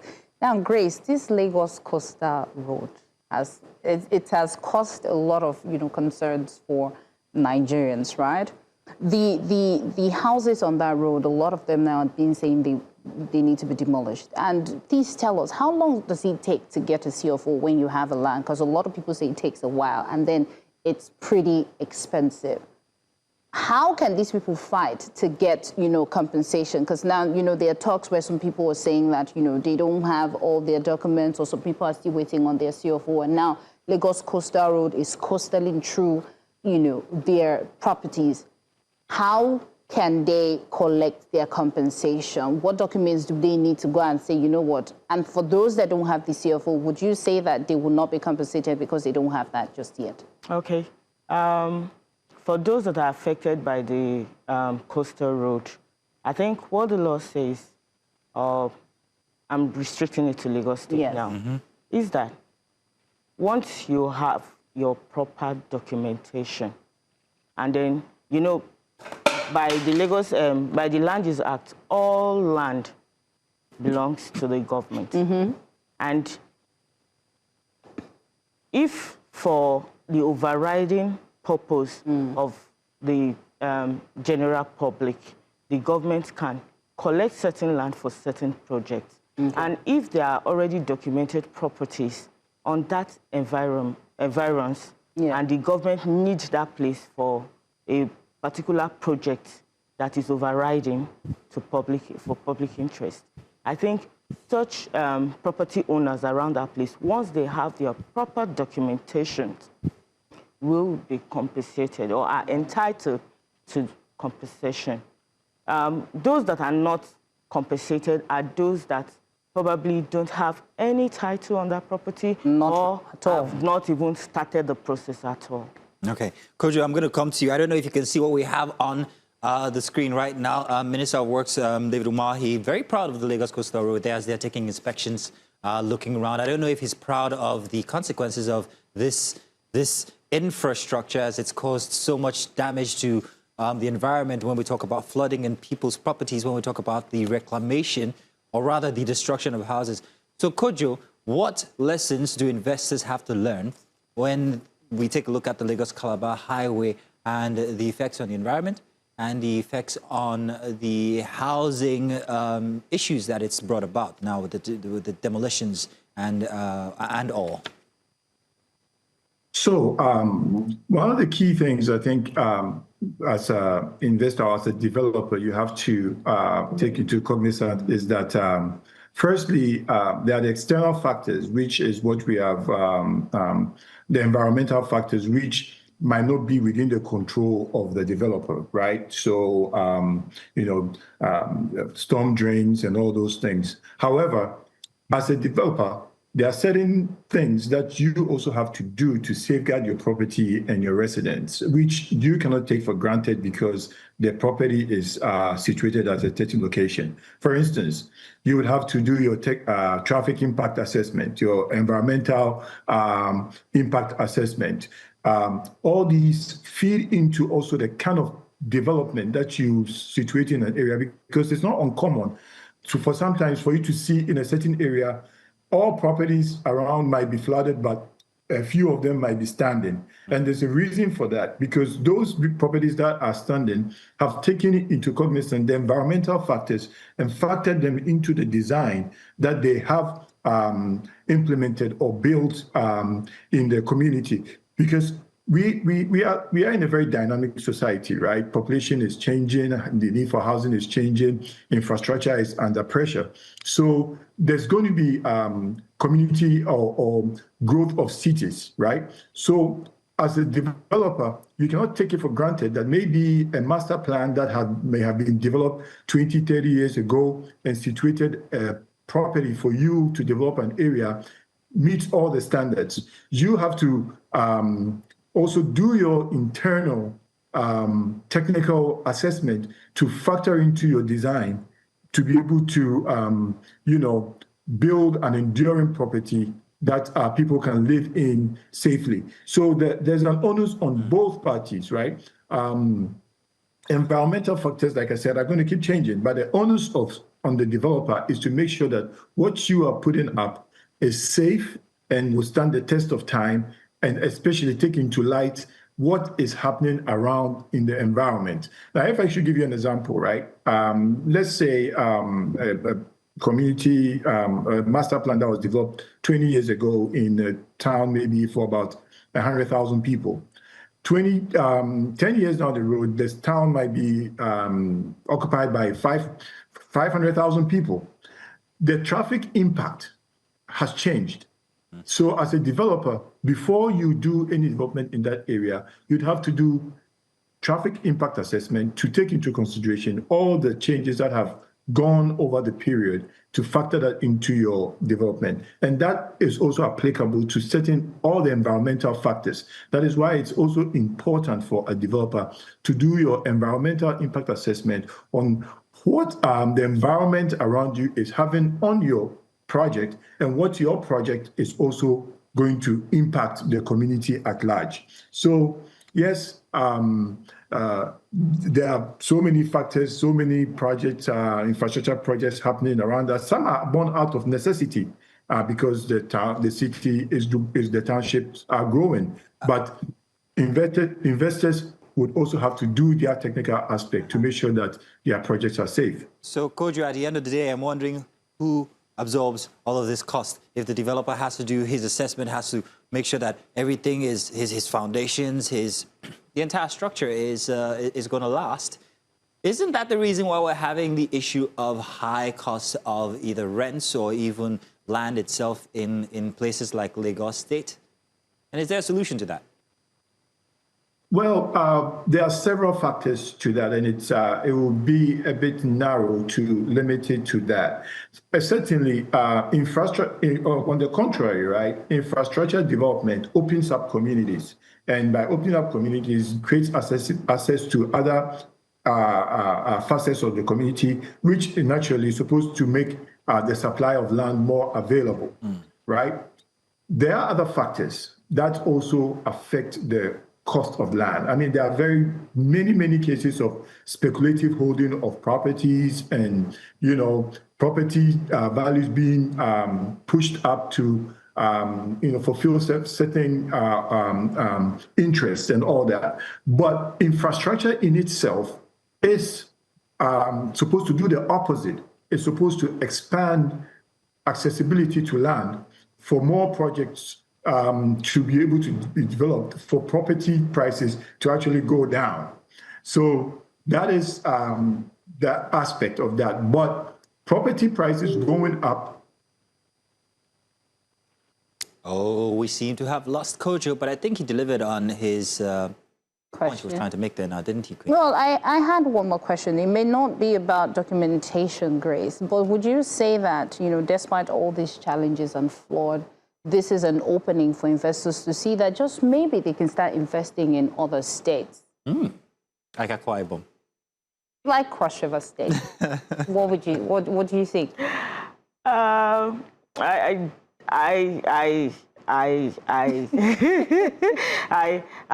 don't want to say I totally disagree with that.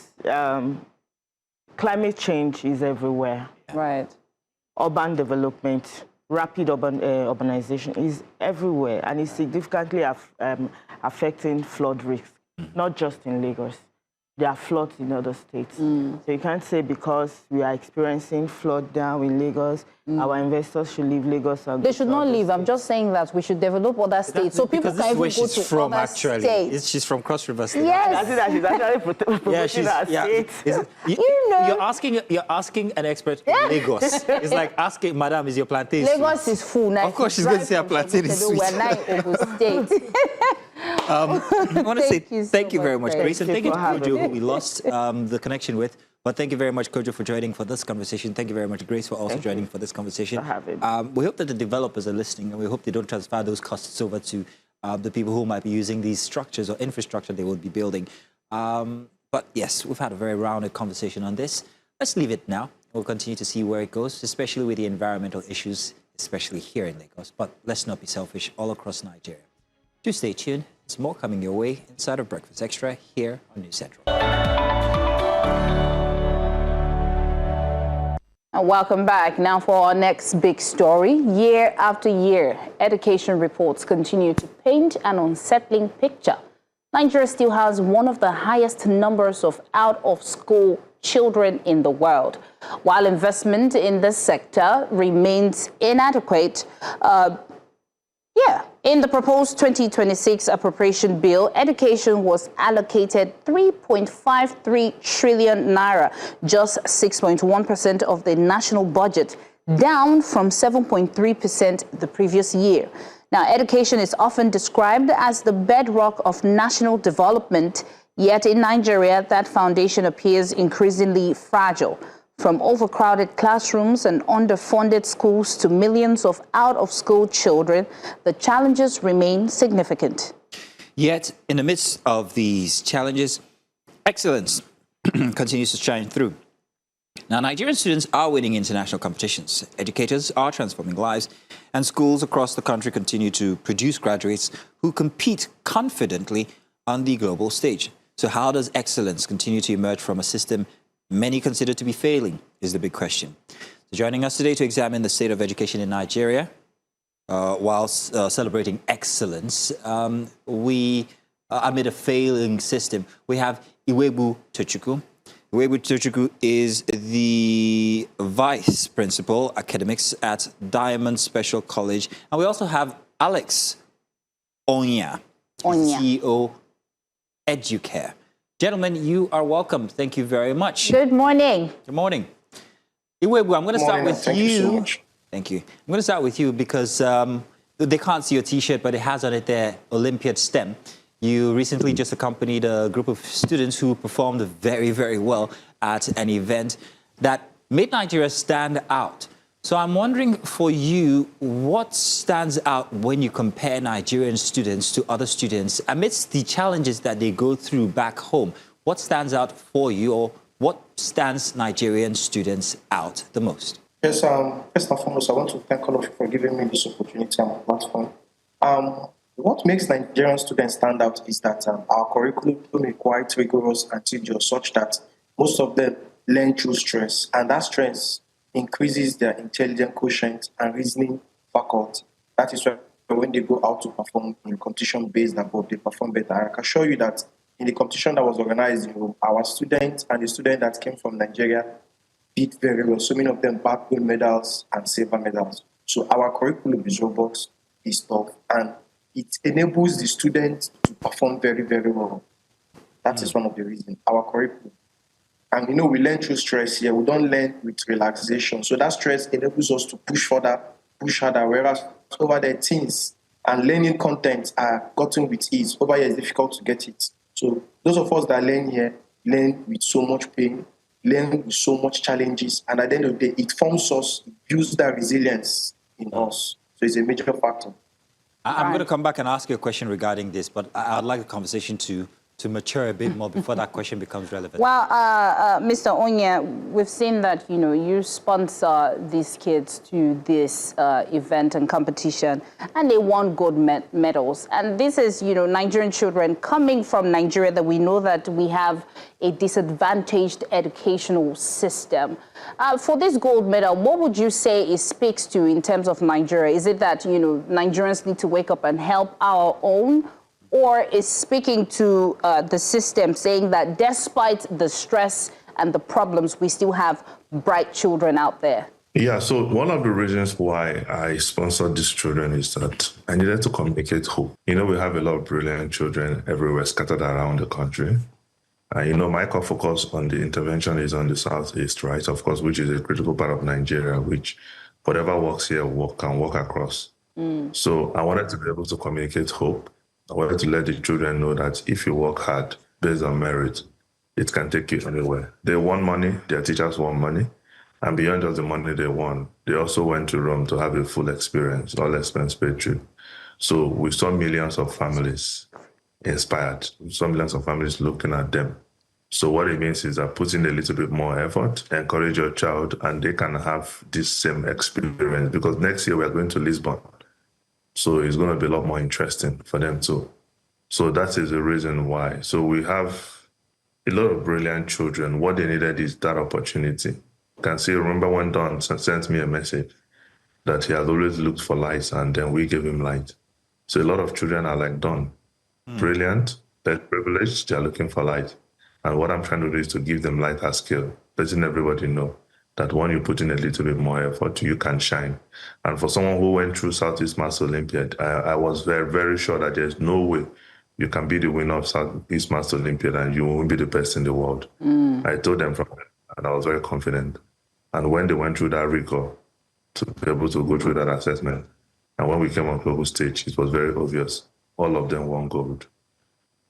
Mr. Onya, and I say Mr. Onya, because if you're sponsoring people across the world, maybe if I call you Mr., I might be sponsored as well.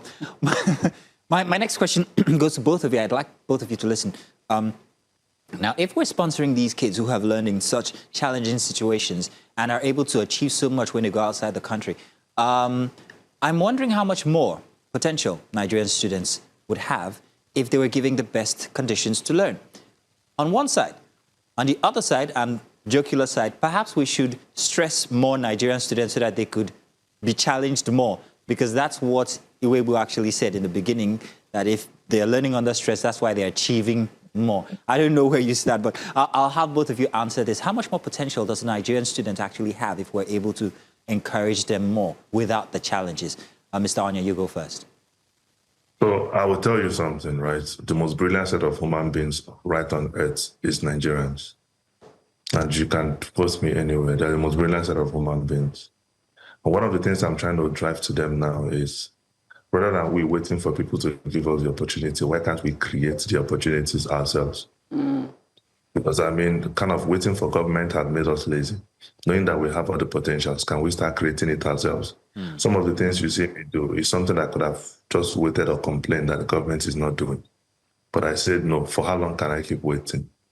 Even yesterday when I made out a tweet about Unilag and the flooding in Lagos, my intent was, you guys, we have academias, we have bright students. Why can't we start designing like a system that can help us control flood at scale? Let's it be that we propose to the government and they not adopt it. But let's it be that the new innovations are coming from the students and the academia. Because it seems if you go to Netherlands, this is a particular country that is below sea level. But you see the level of innovation that they have brought, and these things were done from the universities.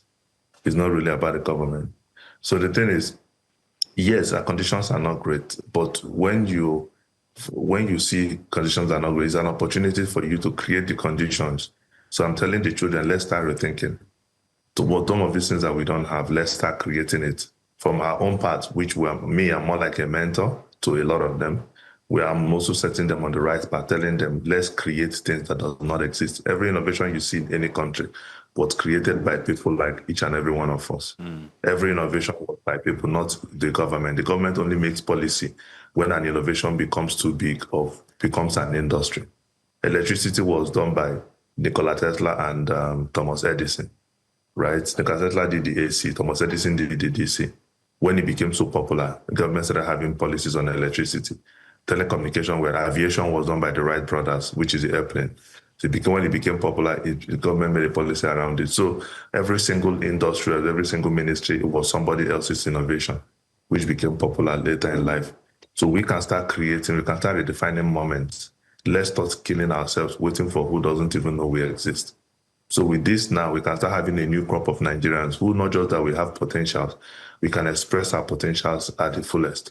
So my own is to be able to ensure, because one thing that happens when you take children abroad is they see how other children behave. They see how the world, because, when you see the world from the eye of from Nigeria, you are going to be highly limited. But when you see the world from a global point, you start seeing that a lot of possibilities actually exist.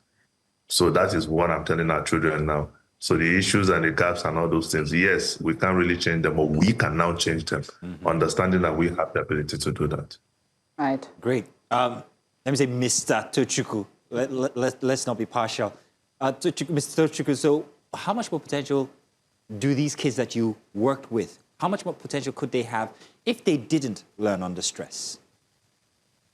Yeah, it is that, and there are so many potential and smart minds across Southeast, not just in Southeast, but in the country at large. But the challenge is the platform, the enabling environment for which to thrive is not there. I can assure you that if you come down to Southeast, like me, for example, before now, this is not the first competition I've went to, and I'm mad victorious with my school, Diamond Special College. Since 2020, I've been participating in different mathematics competitions across Imo State and Southeast, but nobody knew me. No one had ever heard my voice.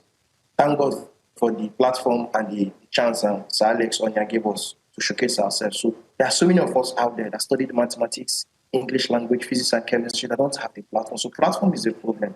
The enabling environment is the problem. Although Alex argued that, yes, we need to work very well, but it's also very, very important that the visibility also need to be there for us to showcase our talent. So the truth is there are so many potentials. There are so many smart people, smart teachers, smart minds in Southeast and in Nigeria.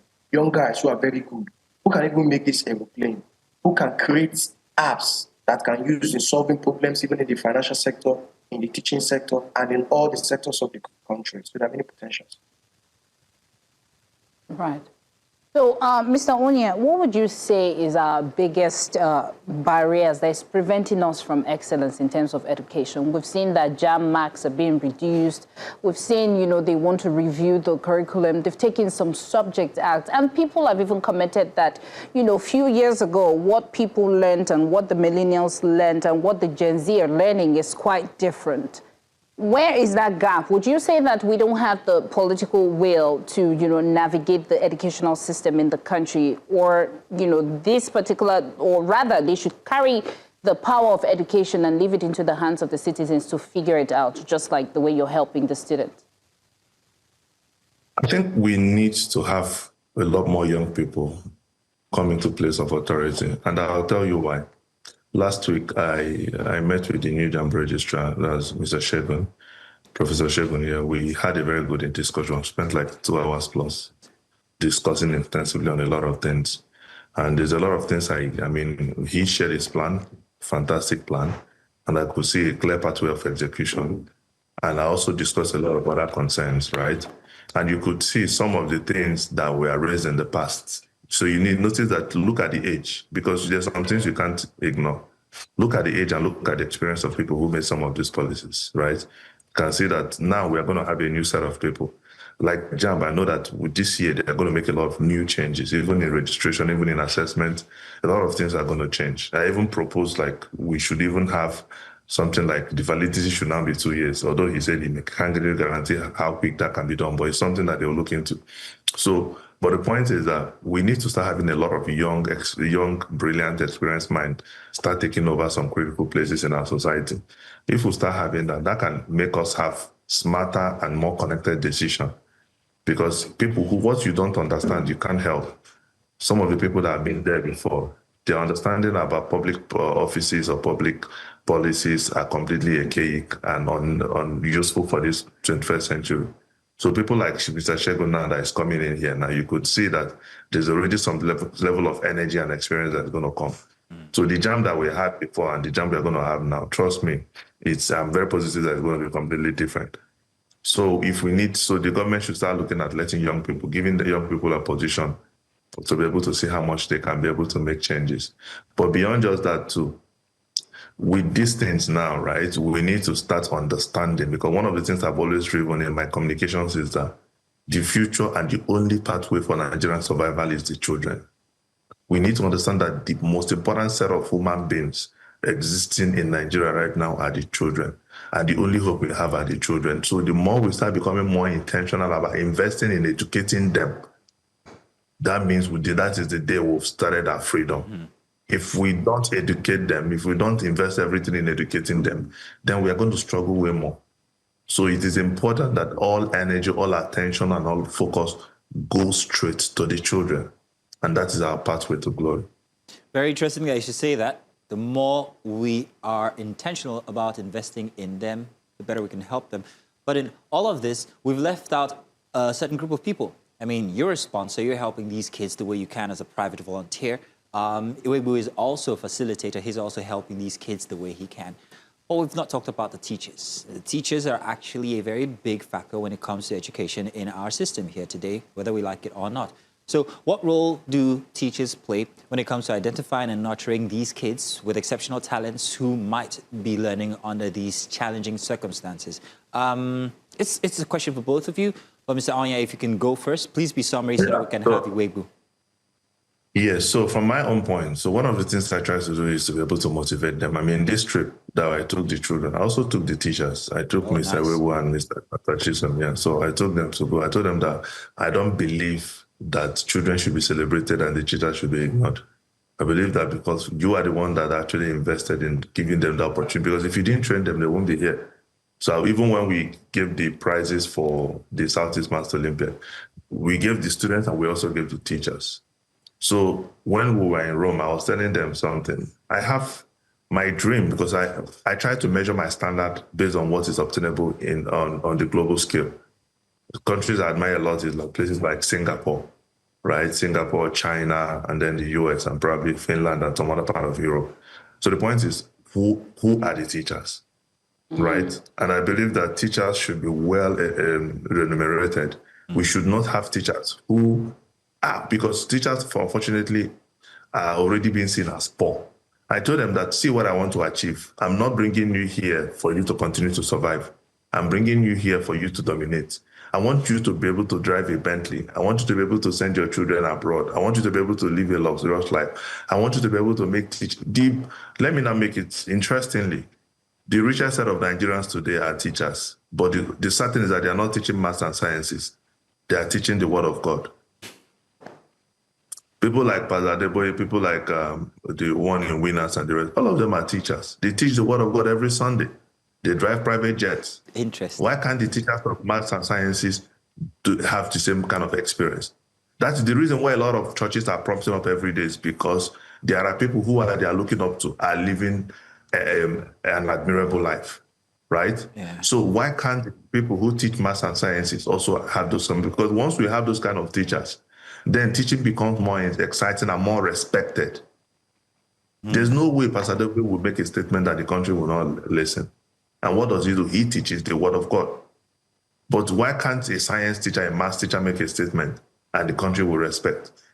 Because so I told them that I want us to have a new set of people who teaches maths and sciences and arts. We need to be able to, so this is why it should not be people who have the mindset that they have to get their own reward in heaven. No, your reward should be on earth. So while I also try to engage even with the government, that this whole thing of pushing teachers behind the table should never continue. Because the way teachers are inspired, that is the way they can extend that inspiration to the children. So that is my own belief, that starting forward, teachers needs to be one of the, not the most important people in our society of today. Iwebu, I'd like you to answer, but before I answer that, since it's a Sunday morning, and based on what Mr. Onya has just said, I would like to quote a scripture from the Bible. And John 13:13 says, this is Jesus now speaking. He says, you call me teacher and Lord, and rightly so, for that is what I am. So you are correct. Mr. Tochukwu, what's your take on that previous question regarding the role of teachers? From the question you raised down, the role of teachers in the development of the society can never be overemphasized because, like they always say, God creates, parents co-create, and teachers are also part of the formation and creation of God. In order to ensure that God's masterpiece is complete, teachers have to play a major role. Don't forget, school is one of the major agents of socialization, and for this agent of socialization, which is school, to become fulfilled, teachers have a major role to play. The building of a society, a just society, a society that has order and civility, teachers has a role to play. Now, one of the problems teachers face is the remuneration with challenges, which Sir Alex mentioned. Teachers are not paid very well. Another challenge is that the value is also very low. But this is Alex did for us now. One can say that this is the first time I'm appearing in a live show. So it has boosted my value as a teacher, and this now I'm growing as a person. So I want to thank him even on the live interview. It's a good one for me. Teachers need to be placed at the top pedestal in the society. If bankers are called, teachers should come to it. Those working at the oil sector should come out. Teachers should come to it because without teachers, the economy cannot be sustained because the economy will be sustained if we have qualified minds. And this qualified mind emanates from the classroom. Thank you. Well, Iwebu, Tochukwu, Anthony, thank you so much for joining. And of course, Mr. Alex Onya, this was really an amazing conversation. And I hope that people are listening and taking into consideration what our children can become with just, a little bit of push and focus. We appreciate you for joining. Thank you so much. Thank you, gentlemen. Thank you. We're going to be going straight to the Weekend Warriors. Yes, I don't know how Mazino just picked up a Bible. I'm not sure the last time Mazino went to church. But anyway, let's move to the Weekend Warrior conversation. Let's do our Weekend Warrior this morning. And of course, it's related because we are also still focusing on the kids and our Nigerian students taking gold at the STEM Olympiad. Yes. Now, the wait is finally over. Yes. We have gold. That's, a fact. And for once, the story coming out of Nigeria's education sector is not one of failure or disappointment or missed opportunities. For years, discussions about education have revolved around concerns.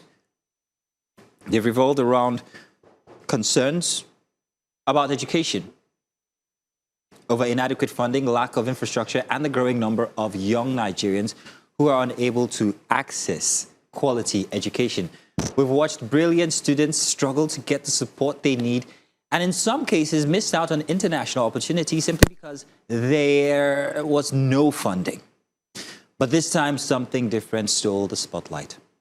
Alex Onya, who we've just spoken with, the CEO of Educare, who has consistently championed academic excellence through various educational initiatives, sponsored 3 exceptional students, that's Nigerian students, to participate in the International STEM Olympiad held at the Università Campo Biomedico in Rome, Italy. And they didn't disappoint. Oh, no, they didn't. Representing Nigeria were Ege Jurum Onyedikachi, Chimdi Ebube Onwobiko, and Don Anele Manuchimso.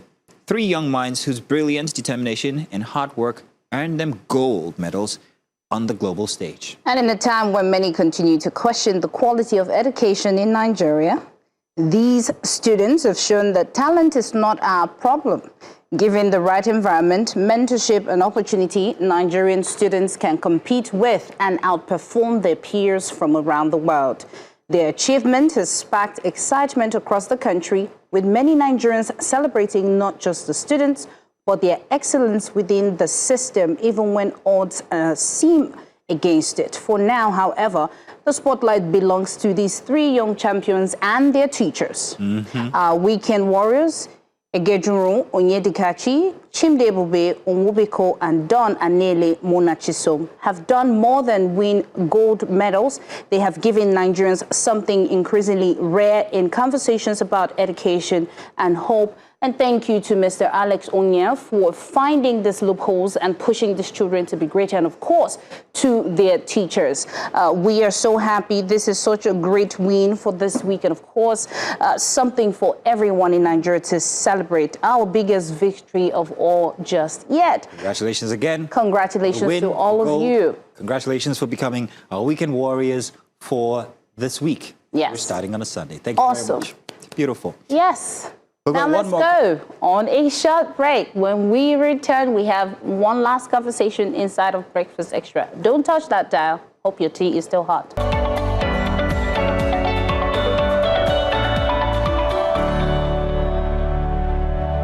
Welcome back. It's our final conversation here, and we're going outside of Nigeria for Focus Africa, but of course, this time no other place than back to the issues that we have in South Africa with the repatriation of Nigerians, only this time from an economic angle.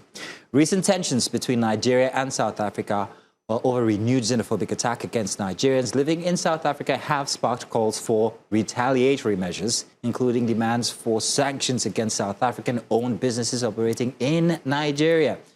The National Association of Nigerian Students, NANS, they've issued a 4-day ultimatum for South African companies to leave Nigeria, while some lawmakers have called for tougher sanctions and actions against South Africa following reports of Nigerians returning home amid rising concerns over their safety.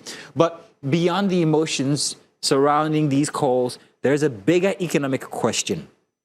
What would be the impact of targeting businesses that have operated in Nigeria for decades? And companies such as MTN Nigeria, for instance, may have South African origins, but the business today has significant Nigerian ownership, employs thousands of Nigerians directly and indirectly, and plays a major role in the country's telecommunications sector.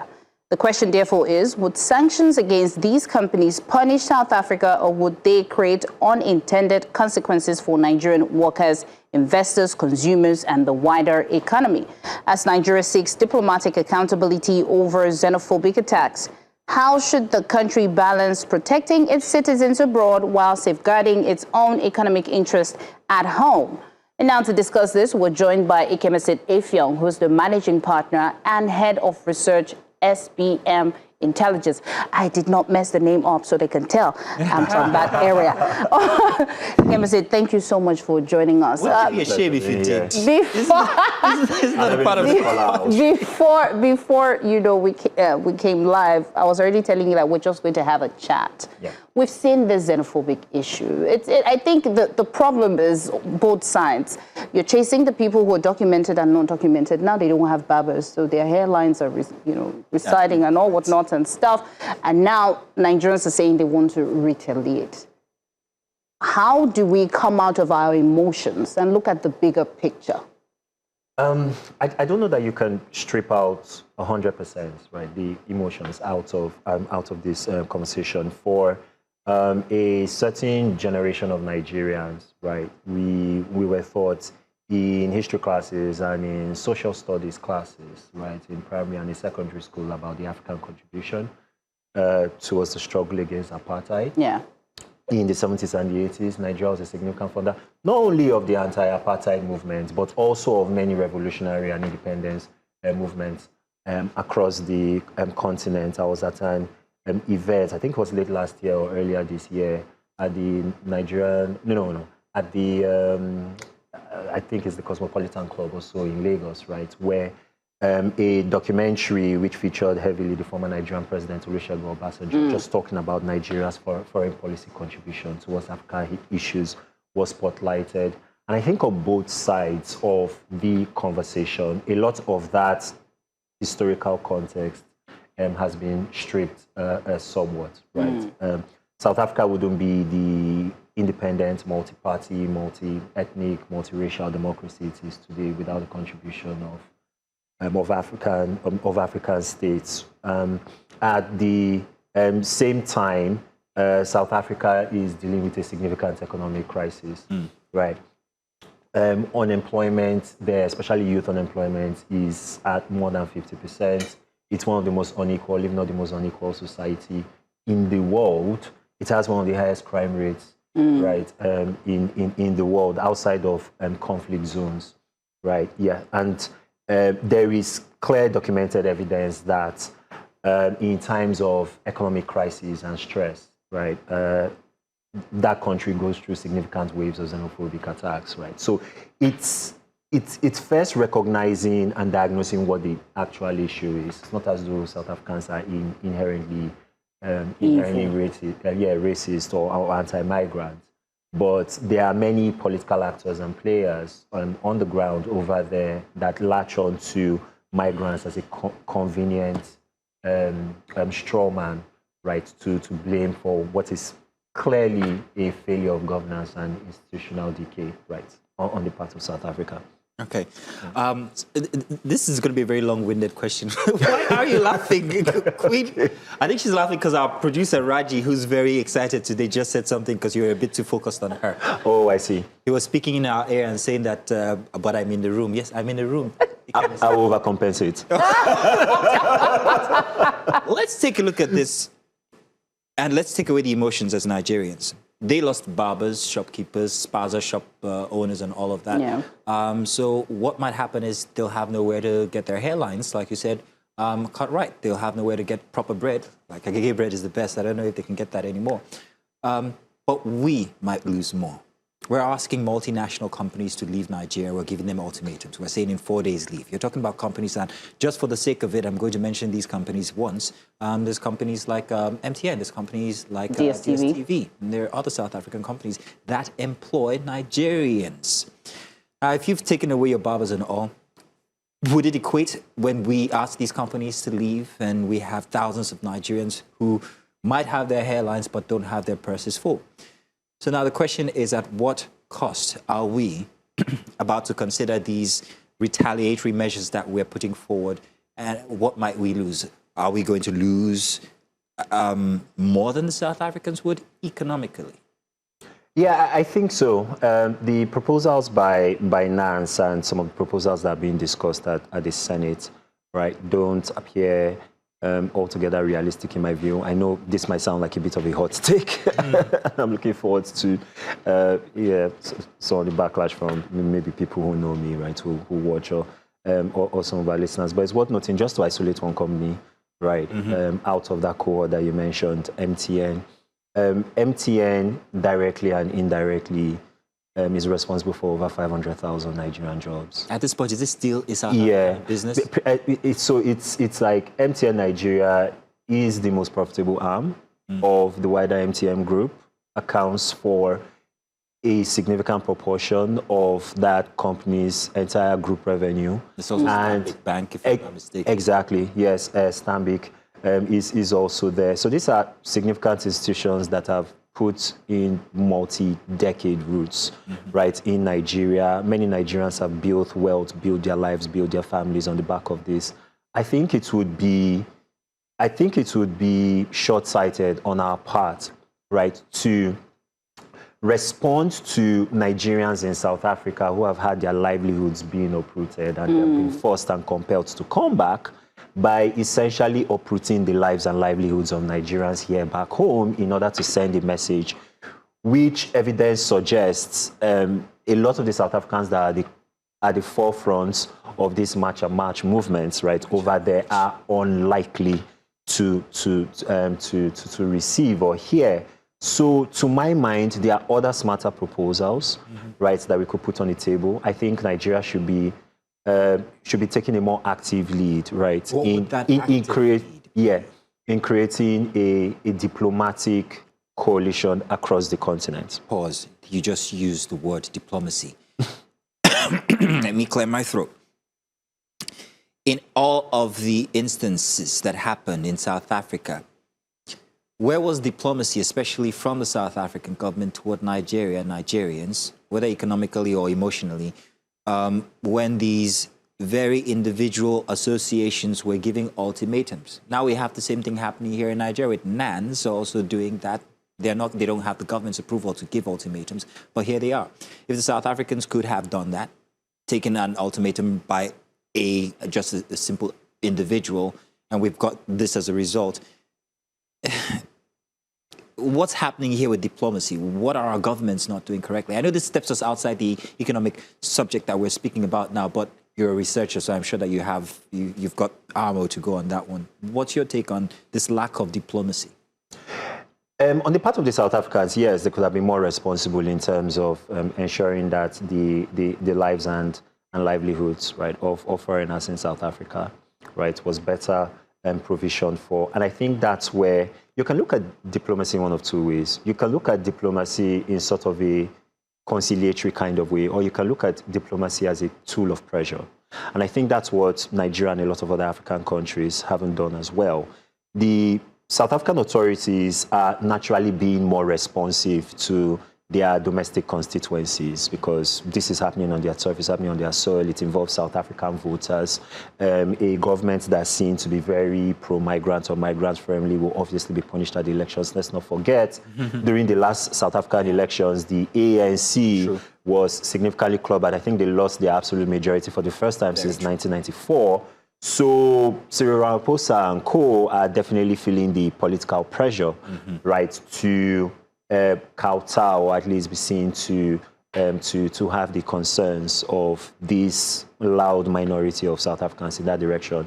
What diplomacy as a pressure tool can do is there are important regional initiatives, chief amongst which is the Africa, Continental Free Trade agreements that South Africa, as well as all of sub-Saharan Africa, right, are a part of. Their regional security, their regional economic, their regional health initiatives at the level of the African Union that South Africa, as well as other African countries, are a party to.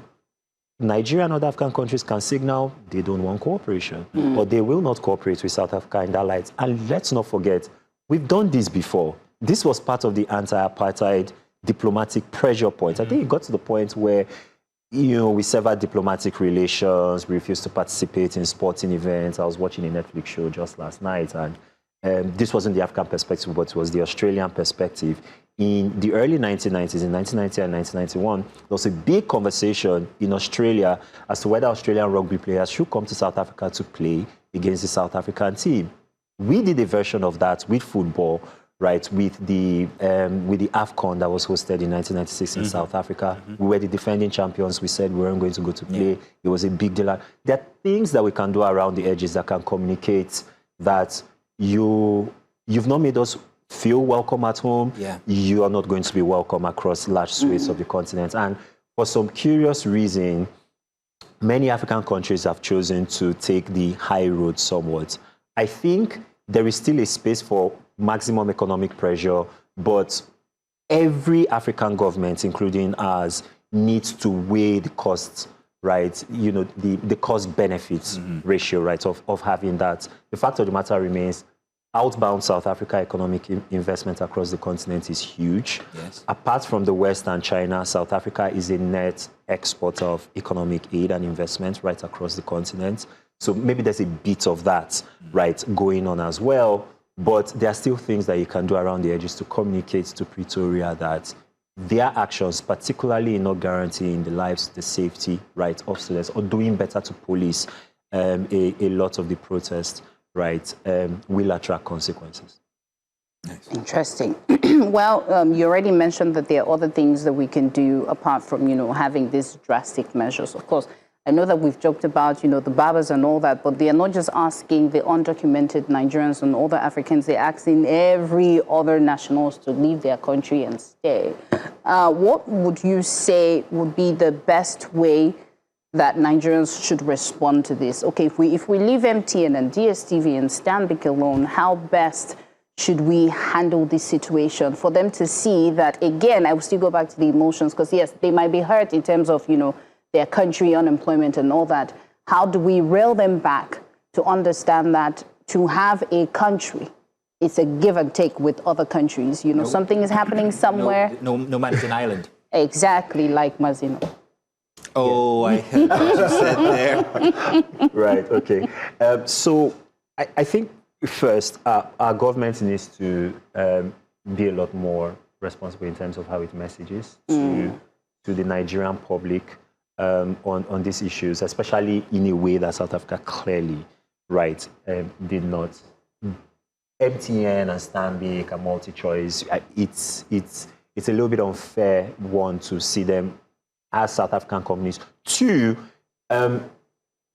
us trying to enact sanctions against those companies is to essentially take a cut out of that South African playbook and do the same thing that the people who are trying to push out migrants ostensibly on economic reasons, right? It's like reenacting that on our shores. And if we are complaining that it was unfair for Nigerians and other Africans to be unfairly targeted, right, by South Africans in that light, then it would also be manifestly unfair for us to do that to South African businesses back here. So we've got to be the adults in the room in that. And I think the government... Oh, you just call them kids. It's hard. It's hard.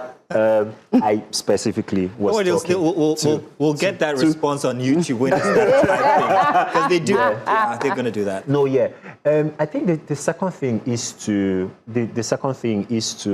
recognize that this is also a clarion call to Nigeria. The government can use this as a seminal moment, right? And issue a clarion call to Nigerian businesses to do more, to also have a bigger footprint, right? Nice.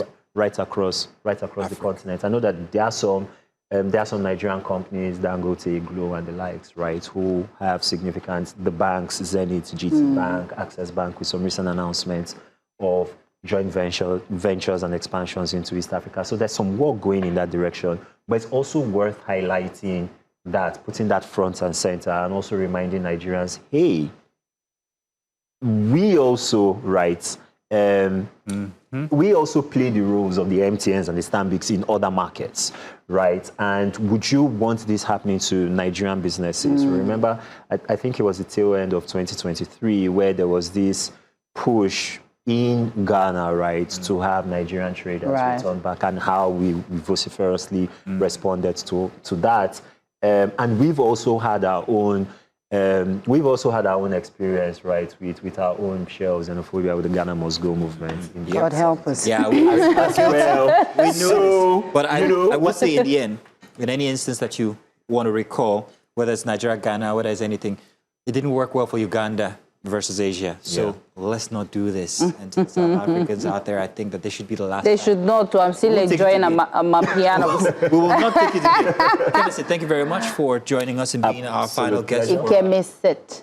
Well, we've come to the end of Breakfast Extra, the Sunday edition. We had preaching, we had everything that was needed. Friendly and breakfast. It was really beautiful today. I did quote the Bible. Thank you. Wow. Thank you to our viewers for joining. And of course, during the week, you joined Joe Olive and Blinger for Breakfast Central, and we'll see you next Saturday. Till then, goodbye. Bye-bye from all of us.